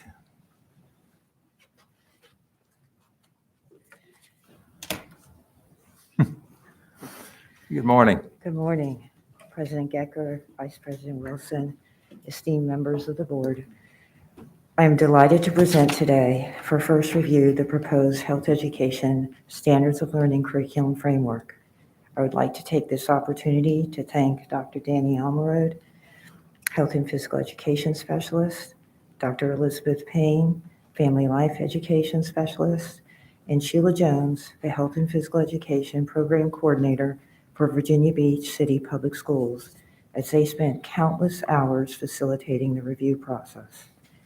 I would also like to thank all of the educators, administrators, curriculum supervisors, and subject matter experts whose collaborative contributions played a significant role in creating the curriculum framework, which serves as a companion document to the 2020 Health Education Standards of Learning. The proposed curriculum framework not only amplifies the standards, it delineates in greater specificity the minimum content that teachers should teach and all students should learn.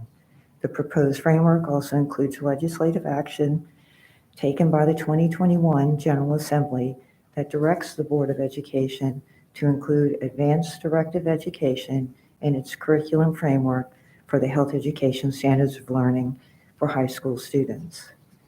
The format for the proposed Health Education Standards of Learning curriculum framework is designed to facilitate teacher planning by identifying the key concepts, knowledge, and skills that each student should know and be able to demonstrate for each standard. The curriculum framework is further divided into two columns: understanding the standard and essential knowledge and skills. The standards of learning for each grade level are also grouped into three content strands: essential health concepts, healthy decisions, and advocacy in health promotion. The health education standards of learning are further subdivided into topics that include body systems, nutrition, physical health, disease prevention and health promotion, substance abuse prevention, safety and injury prevention, mental wellness and social and emotional skills, violence prevention, and community and environmental health. In addition to reflecting changes in state law and current research on effective practice, the proposed curriculum framework also includes scaffolding health skills to be developmentally appropriate across grade levels and explicit of what students should know, understand, and be able to do, organizing health content and skills by strand and topic to show vertical alignment and to support teacher instruction and student learning, focusing on the importance of obtaining and maintaining physical, mental, social, and emotional health, increasing understanding of mental illnesses and treatments, decreasing stigma related to mental health, enhancing help-seeking efficacy and promoting self-care, supporting the development of essential questions, skills-based health instruction and deeper learning, enhancing content and skills related to preventing vaping, opioid, and cannabis use, explicitly integrating the 5 C's, providing opportunities to explore health careers and job opportunities, acquiring essential skills to manage health challenges facing youth today, with the ultimate goal for every child to live a healthy life. Staff recommends the Board of Education receive the proposed health education standards of learning curriculum framework for first review today. Thanks. Thank you so much. Are there any questions? Bless you. Dr. Wilson. Nice to see you, Ms. Wiggin. Thanks. The material that we have is not a strike-through version, so there have been. So this is new content, and the 2021 Yeah, General so I see Assembly. 20 and I see 22. Great, I'm good. Yes, so Thank you. Yeah, it resulted from legislation. Yeah, thank you. Anybody else? If not, an indicator of how complete the presentation was. Thank you. The board accepts that on first review. Are you also doing then item J? Yes, I appreciate the opportunity to share the proposed physical education standards of learning today for first review. Once again, I'd like to thank Dr. Danny Elmerode and provide sincere gratitude to Sheila Jones for her exceptional leadership throughout the review process. The 2015 Physical Education Standards of Learning were reviewed and refined through numerous phases of virtual meetings convened with K-12 educators representing all regions of the state, college professors representing 14 institutions of higher education, and other passionate stakeholders representing the expertise of many other constituents. The review focused on the goals of the standards, which are to equip students with the knowledge and skills necessary to acquire, interpret, and understand physical education concepts, develop and apply a wide range of skills needed to improve health and prevent and control chronic disease, to acquire and practice effective communication, social awareness, self-management, collaboration, and stress management skills, to engage in home, school, and community projects that enhance physical, mental, social, and emotional health, and to explore health science career opportunities in education, sport and exercise science, biomechanics, rehabilitation, coaching, fitness, and community health management. The proposed physical education standards of learning also enhance clarity, specificity, rigor, and alignment of skills and content. They reflect academic research and practice, and they emphasize the profile of the graduate life readiness skills inherent in quality physical education programs. They also further align the sequencing of fundamental skill acquisition within the motor skill development strand, They expand social development strand to embrace the social and emotional development, emphasizing inclusion, shared responsibility, and supportive and challenging experiences for all students. They separate eye-hand gross and fine motor coordination skills from eye-foot skills into discrete standards to promote mastery. They enhance the energy balance strand to reflect updates and research, and they scaffold the instructional content for the fitness planning strand to support instructional practices that inform an incremental improvement approach to personalized learning. Public hearings on the proposed physical education standards of learning will be held on February 8th at 5:30 p.m. and on February 16th at 7:30 p.m. It is anticipated that the proposed standards will come back to the board in March for final review and adoption. Staff recommends the Board of Education receive the proposed physical education standards of learning for first review.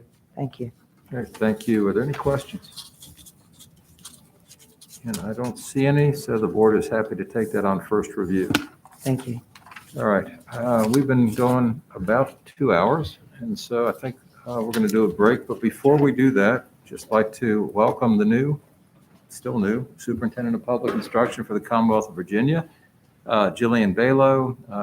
The reason she was not here previously is she was up on, at the General Assembly doing the other part of her job, dealing with the legislature. Ms. Balo comes to us from Wyoming, where she was elected State Superintendent of Public Instruction in 2014 and re-elected in 2018. Mrs. Balo began her career as a classroom teacher in Wyoming. In addition to teaching, she has consulted in the private sector, served in the Wyoming Department of Family Services, and a policy advisor to Wyoming Governor Matt Mead. Mrs. Balo's husband is a school principal. They have two children and one granddaughter. Would you like to say a few words? I know you're probably just coming down off the hill, so. Well, for starters, the literacy bill passed unanimously from both the House and the Senate committees. So it was worth the wait, but I am sorry that I missed part of the meeting, and incredibly sad that I missed the Teachers of the Year. So I'm going to try to catch up with them a little bit later. Otherwise, I will owe a few visits out in the Commonwealth. President Gecker and members of the State Board of Education, it's a pleasure to serve as your secretary and to be part of the discussion and part of the important decisions that you all are responsible for making. I'm day 12 as a Virginian now and day 8 on this job. There's so much to learn. However, after serving in this role, similarly in Wyoming, I will say that even after 7 years of serving, many days still feel like day number 1. And I think that's one of the best parts about leading in education. There are so many opportunities to positively impact what happens in our state, in our schools, in the decisions that we all make as policymakers. I take that very, very seriously, and not only enjoy that challenge, but also enjoy that it's not just me making decisions, it's all of us. And we have so much in common with respect to making sure that every student has as many opportunities as possible to succeed, and making sure that there's engagement at every level to move that ultimate agenda of student success forward. So again, Mr. President, thank you so much for the warm welcome to the board and to the Commonwealth. Thank you. And the board will come back at 11:10, where we will just take a quick recess.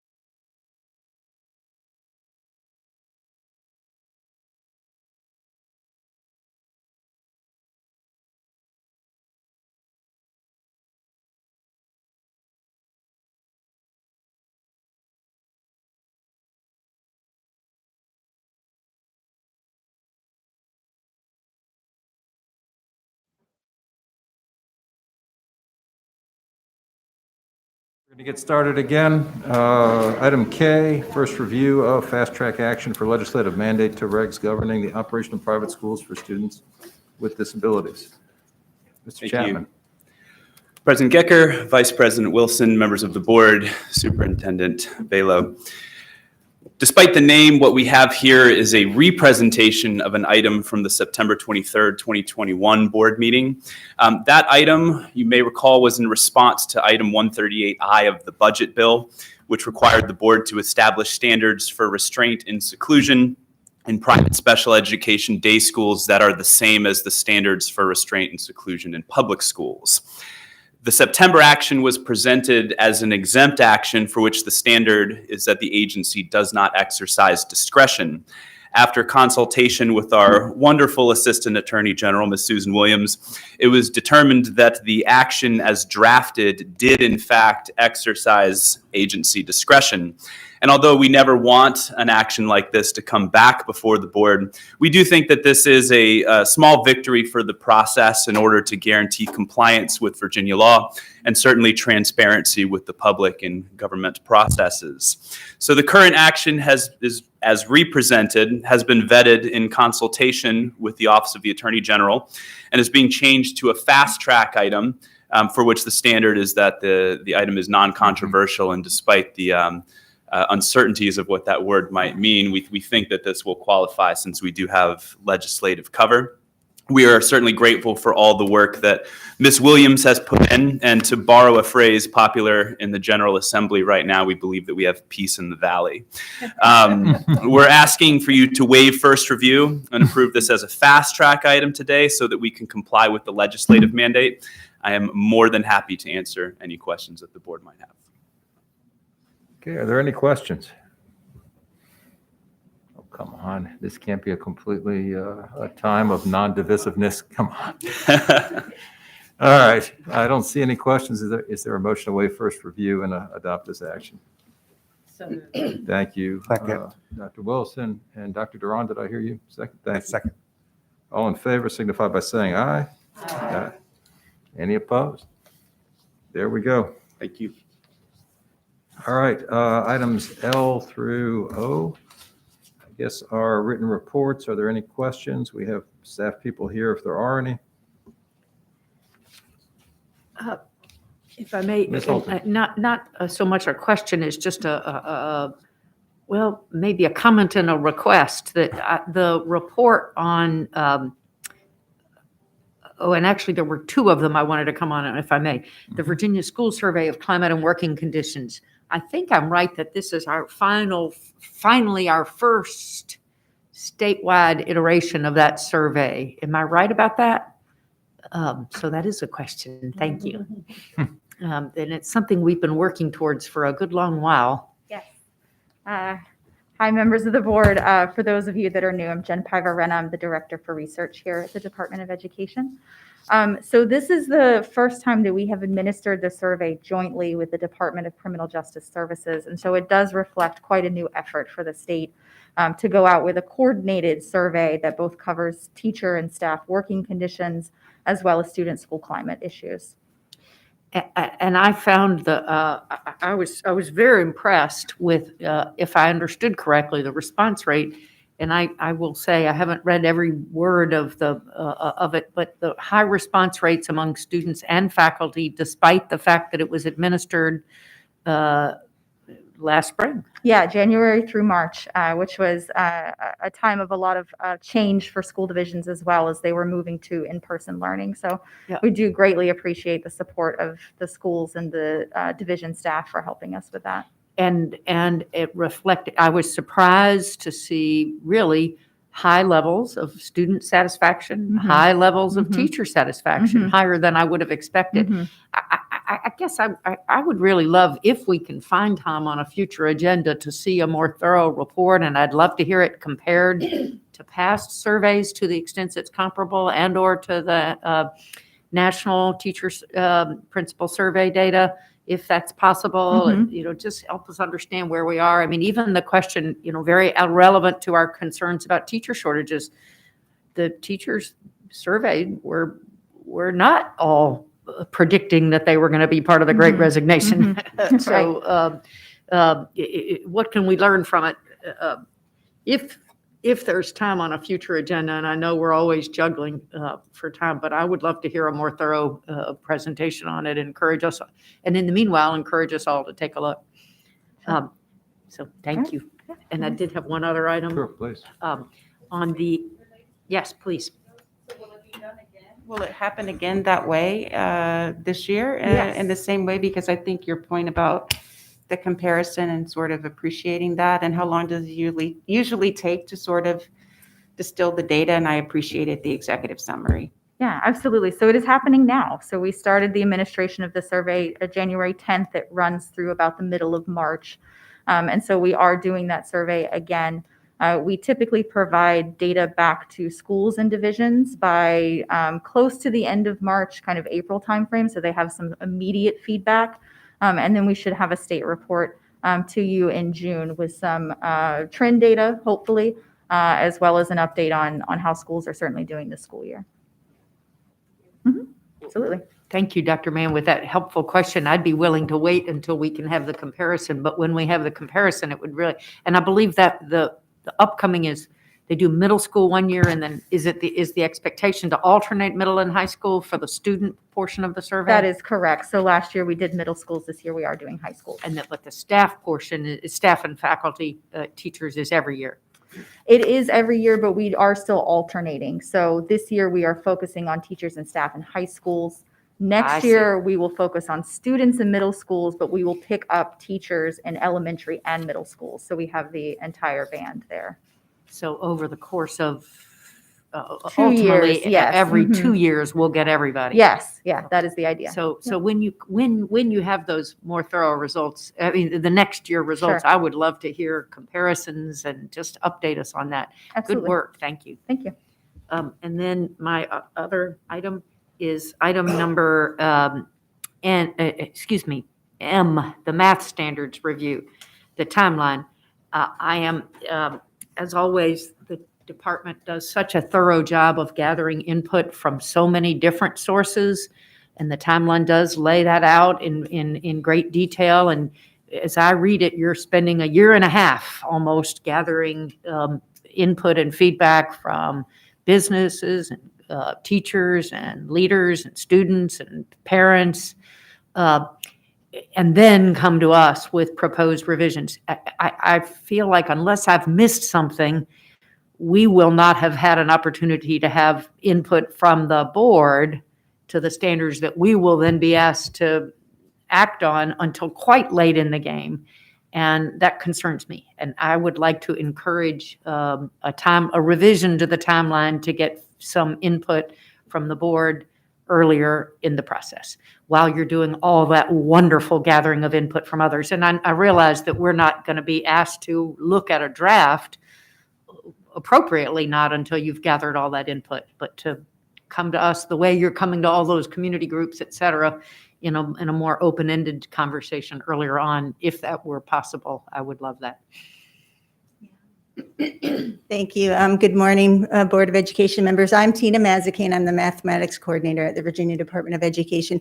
We would be more than happy to amend the timeline and add that step in. I think it would be very prudent, and we'd be very happy to do so and report to the board prior to the first review of the standards. And just to clarify, I'm not singling out math. The history standards that we'll be approving this year, we have had for various reasons, lots of conversations on, but it really ought to be on a regular basis that we're engaged earlier on in the process. Thank you. Thank you. Thank you, Mr. President. And just wondering, are the input sessions available publicly? For example, if a board member wanted to sit in on one of the input sessions, could they, so that they get the bird's eye view of what's happening with the standards process? We typically have public hearings, and those are open to the public, so certainly any member could attend that as well. Thanks. Is that it? Dr. Wilson? Not a question for Ms. Mazikane, but on item L, Thank you. teacher licensure policy, the report that's come out of VCU. I believe Dr. Darling Hammond referenced that yesterday. I'm just, not a question, but a comment, sorry, Ms. Clemens. But our conversation earlier today as it relates to teacher licensure, the Praxis test, I think there may be some information or perhaps even further referencing in that report that may help our conversation around that particular item. So just in a quick glance, there is some conversation there about bias, about the use of licensure exams as a part of a larger picture for how we talk about teacher preparation. So. Absolutely, thank you. Okay. Anybody else? I don't see anybody. So we will move past written reports and on to discussion of current issues. Mr. Chapman?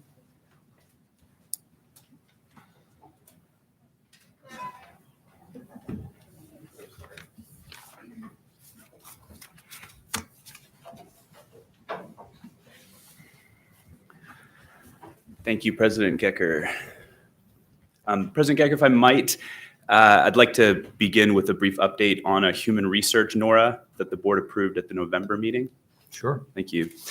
Yeah, so at the November 2021 meeting, the board approved a NORA for an action to bring the board into compliance with Virginia law regarding human research. Agency staff originally thought that this action was going to require a new chapter in the Virginia Administrative Code. However, we do believe that we can accomplish this action by amending our current chapter 565. We do not believe that this is a substantial change to the action, much more a technical change as to where the regulatory action is going to take place. So the proposed plan is that agency staff is going to revise that NORA before it's published in the Virginia Register. And of course, the board will have the opportunity to review the action before it moves to the proposed stage and before it moves to the final stage. Great. So we have a new process that we're going to begin in order to be sure that the board is complying with Virginia law, specifically Section 2.2-4017 of the Code of Virginia, the Administrative Process Act, which requires agencies to undergo periodic reviews of regulations every 4 years. Typically, this is done by chapter. Under statute, a periodic review must include two elements. The first is a review by the Office of the Attorney General to ensure the statutory authority of the board for the regulations. And the second is a determination by the governor as to whether the regulations are one, necessary to protect the public health, safety, and welfare, and B, are clearly written and easily understandable. What we will do is we're going to start noticing these periodic reviews on the Virginia Town Hall. And after publication in the Virginia Register, there will be a 30-day period for the board to receive public comments regarding these regulations. Agency staff will then summarize the public comment and propose an action. Typically, that's going to be to leave the chapter as is, to revise or to repeal.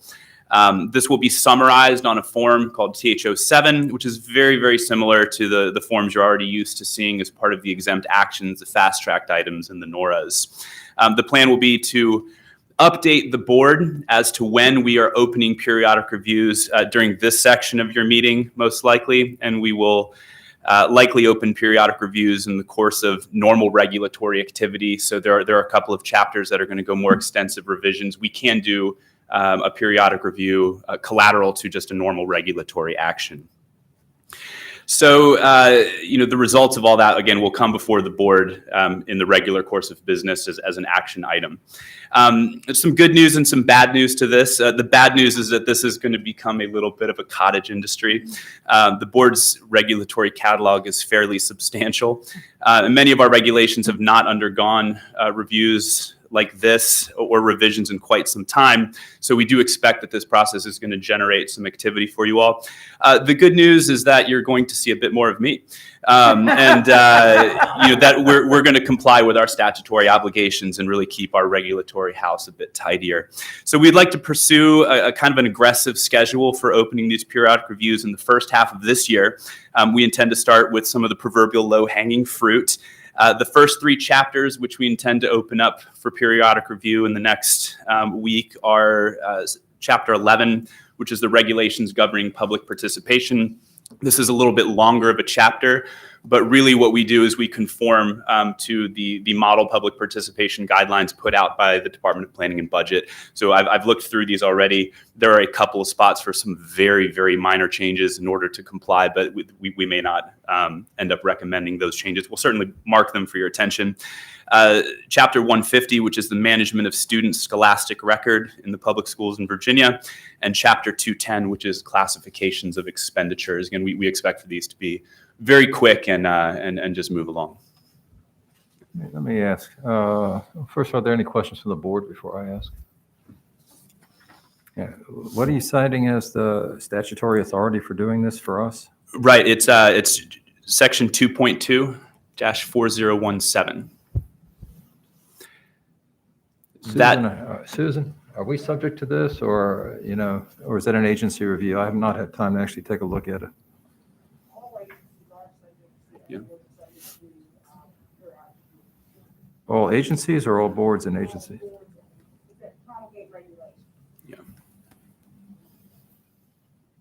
Yeah, honestly, I think the board might want to have input into the cycle of this. I don't know how other board members feel, but what we do, we are not, as you know, an executive branch agency. Mm-hmm. And, I'm not sure we want to cede the authority for, what we're going to review and when we do it to, VDOE at this point. I'm not saying we don't. I just don't know. I have not, this is the first I've heard of this. And I just want to be sure we're following a process that makes sense from the board's perspective, given our relatively unique place among the, regulating bodies in the Commonwealth. We are constitutionally established, Mm-hmm. which separates us from pretty much everybody else, I guess, except maybe the SEC. And, so I personally would hold off until we have a chance to actually look at this issue. Okay, sure. Unless, again, I don't speak for the board on this, I speak for me on this. That's what I would do. The question is there anybody on the board who disagrees with that or who has an opinion on that, one way or the other? Well, Mr. President, I'm just pulling up the statute, and it does seem to speak to the executive branch. Yeah, it does. Like I said, You I haven't pulled had it a up chance to already. actually look at it in a Right. way that I'd like to The look at governor it. may require each agency Which to we are not. ABC. So it may be more directed. I mean, given that we adopt the regulations, obviously we would have some role at some point, but I think one could arguably read this as directing the department to review regs, and then if and when they think there's a need, they would have to obviously come to us. The department can review them, the department can't change them because that's our authority, right? Mm-hmm. All of that to say, Mr. President, I think you're on to you have a good question, but maybe we need legal counsel guidance on what our role in this is. And that's what really all I'm asking, is that we take a little pause so we can figure out, if this is right or not right. We'd be more than happy to do that, President Gecker, and figure that out. But as a reminder, all of the regulatory actions that the board pursues in the normal course are subject to executive branch review currently. But we'd be glad to consult with Ms. Williams and we can provide an update for you. Yeah, clearly the regs are, but the body is not, Mhm. right? I Right. mean, peculiarly in Virginia, or maybe not peculiarly here, but the statutory and constitutional scheme really puts education much more squarely with the legislature and with this board Sure. than it does with the executive. Sure. Yeah. And so, I understand that there's an interplay with the executive in all of this, clearly, like regulatory approvals. We've seen, prior administrations hold some up, right? And some get moved through fairly quickly. I mean, there's a lot that can be done that way, but in terms of overall supervision, we are independent, and I think I just want to understand better, and I think the board ought to understand better what this implies as we move forward. In terms of who runs the board? Does the board run the board, or is VDOE running the board? So, Yeah. okay. Thank you, sir.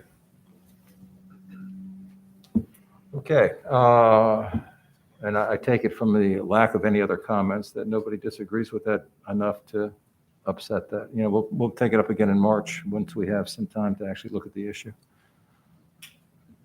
All right, any other items for discussion? I know, Dr. Duran, you had wanted to make some comments. Yes, great news. We just heard from our new superintendent about the literacy bill, but I just wanted to take a moment to provide a little bit of information, and I would love if our superintendent would also like to comment for what's happening, current issues. And this is a big current issue, I believe, that is very important progress being made around our literacy work in the Commonwealth. The bill that's moving forward has 4 key areas that I think we all should be familiar with and our community should be familiar with. Really around aligning our Virginia curriculum assessments, screeners, and all of the resources to the science of reading is a major shift that I'm really excited about. Another key part of the bill that's moving forward is making sure that our teacher prep programs begin to shift and ensure that our teachers that are coming up and through colleges of education are actually learning about the science of reading and how children's brains learn to read, and it will direct them to move forward in that way. That our current a third area is that our current teaching staff have the right training through the certification process and any ongoing training that's provided. And then a 4th key and very important area is that our parents have the resources that they need to ensure how they can support their children at home through that process. So very exciting that these 4 tenets of what's happening in the legislature will have a major impact, I believe, in classrooms across the Commonwealth and what we can do as a board in an area of priority to support that. And so I wanted to make sure during this time of current issues that we're all aware of that our public's aware of that our educators know that as the state board, that is very much in alignment with the work that we're trying to do. But this shift to thinking about how students learn to read is fundamental if we're going to move forward in our Commonwealth with the success that we all want for our students. And I'm very excited to see that this is coming together so quickly. I understand also from following the comments on the floor yesterday and also in conversation with our superintendent that our governor is very supportive of this work too and is looking at the implications that might be in place for those resources that school divisions are going to need to implement this. And so I'd like to defer now to our state superintendent if she has any other comments, and thank her for her leadership yesterday and today in bringing, on your 8th, 9th day in the job, of bringing this to our Commonwealth. It's a needed area that we've been working on, and I'm so excited that it's happening. Mr. President, Dr. Duran, thank you for those kind words, and I wish I could take even 1 ounce of credit for the legislation that's moving through. But the truth is that Virginia has been thinking about this for a long time, and the result is solid legislation moving through the General Assembly. And so, I'm here to add commentary and passion and everything else. But the work is happening in districts like your own, and it will be a matter of utilizing best practices and the playbook or the framework that some of this legislation really creates for the Commonwealth to say, again, are we systemically aligned to support every school and every student across the Commonwealth? And that means that we have, as you said, our curriculum aligned, our assessments aligned, our interventions available to students early, and that we provide support both in teacher training, leadership training, regional training, making sure that we're monitoring our implementation. Because there's actually a book called Teaching Reading is Rocket Science. And it's a short read and it's a good read, but the title is what's catchy because so many have, over the years, have thought teaching reading was something that students acquired naturally. It's something that there were just good readers and bad readers, and you couldn't really help if you were one or the other. You just went with it. And the truth is that almost all kids can learn to read at grade level, given the right interventions, the right scope and sequence and intensity of instruction. And that's what I'm really excited to continue to share with this board as we move forward. And yesterday, we enthusiastically shared podcasts that we had all listened to and speakers that we had heard from. And it would be really wonderful to bring some of that to the board in a more formal way so that we just continue to have access to the queue of research that's broad and deep and spans 40 years of education that says there is a right way to teach reading, and anything other than the right way to teach reading is not acceptable. It's just wrong. Thank you for that. And Mr. President, I would love to recommend we find some way, working with our state superintendent or department staff, to bring those presentations to the board meeting, to have an opportunity, whether it's written report or some way to show and exemplify to our Commonwealth and our educators who do watch these board meetings and who do follow along with the work that we're doing here. I know we talked yesterday, Ms. Holton, about the revision of the standard that's coming up in a couple of years, but still there's so much that we can be doing, I believe, to be advocates and to be leaders in this work and join partners in what's already happening in the General Assembly. But this is an exciting day for us in Virginia, and I hope that we all recognize and are aware of that. And not only in Virginia, but to be a leader in the nation in this work, because there are many states who are grappling with the same issue, but do not have the unified support that we're seeing here, do not have the common understanding and the collaboration that we're seeing here amongst so many different parties, from university to local schools to teachers to our elected officials. We're seeing something very, very unique here in our state, and it is an opportunity to put us on the map of where we need to be around the world of literacy. So I'm very excited about that. Thank you, Mr. President. Any other comments there? I would like to say that I think it might be nice if we invited Juliet Clark to speak to us on this. And Juliet is or was a master's candidate at University of Virginia, who both got her law degree and her master's at the same time. She did the foundational work, actually even for Delegate Coiner, who sponsored this bill. The board allowed her to have us as a client a few years ago to research the science of reading and to make recommendations. And a lot of what you're seeing now going through the legislature is a product of her, thoughts and, very fine research, along with others up at UVA.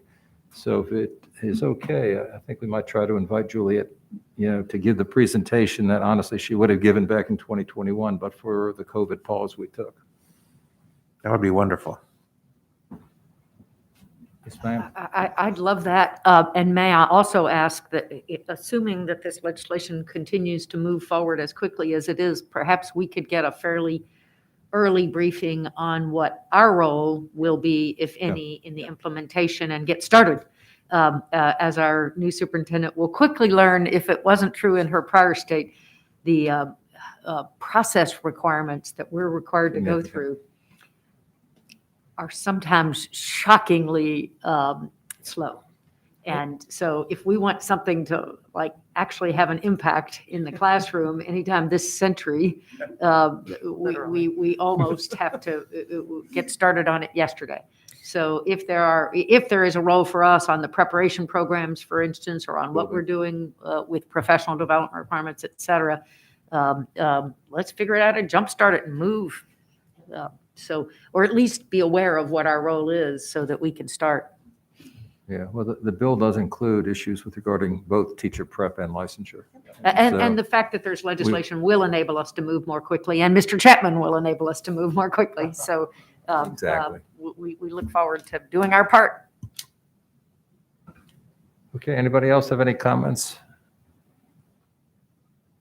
Seeing none, I guess we'll see y'all in March. The board is adjourned. Thank you.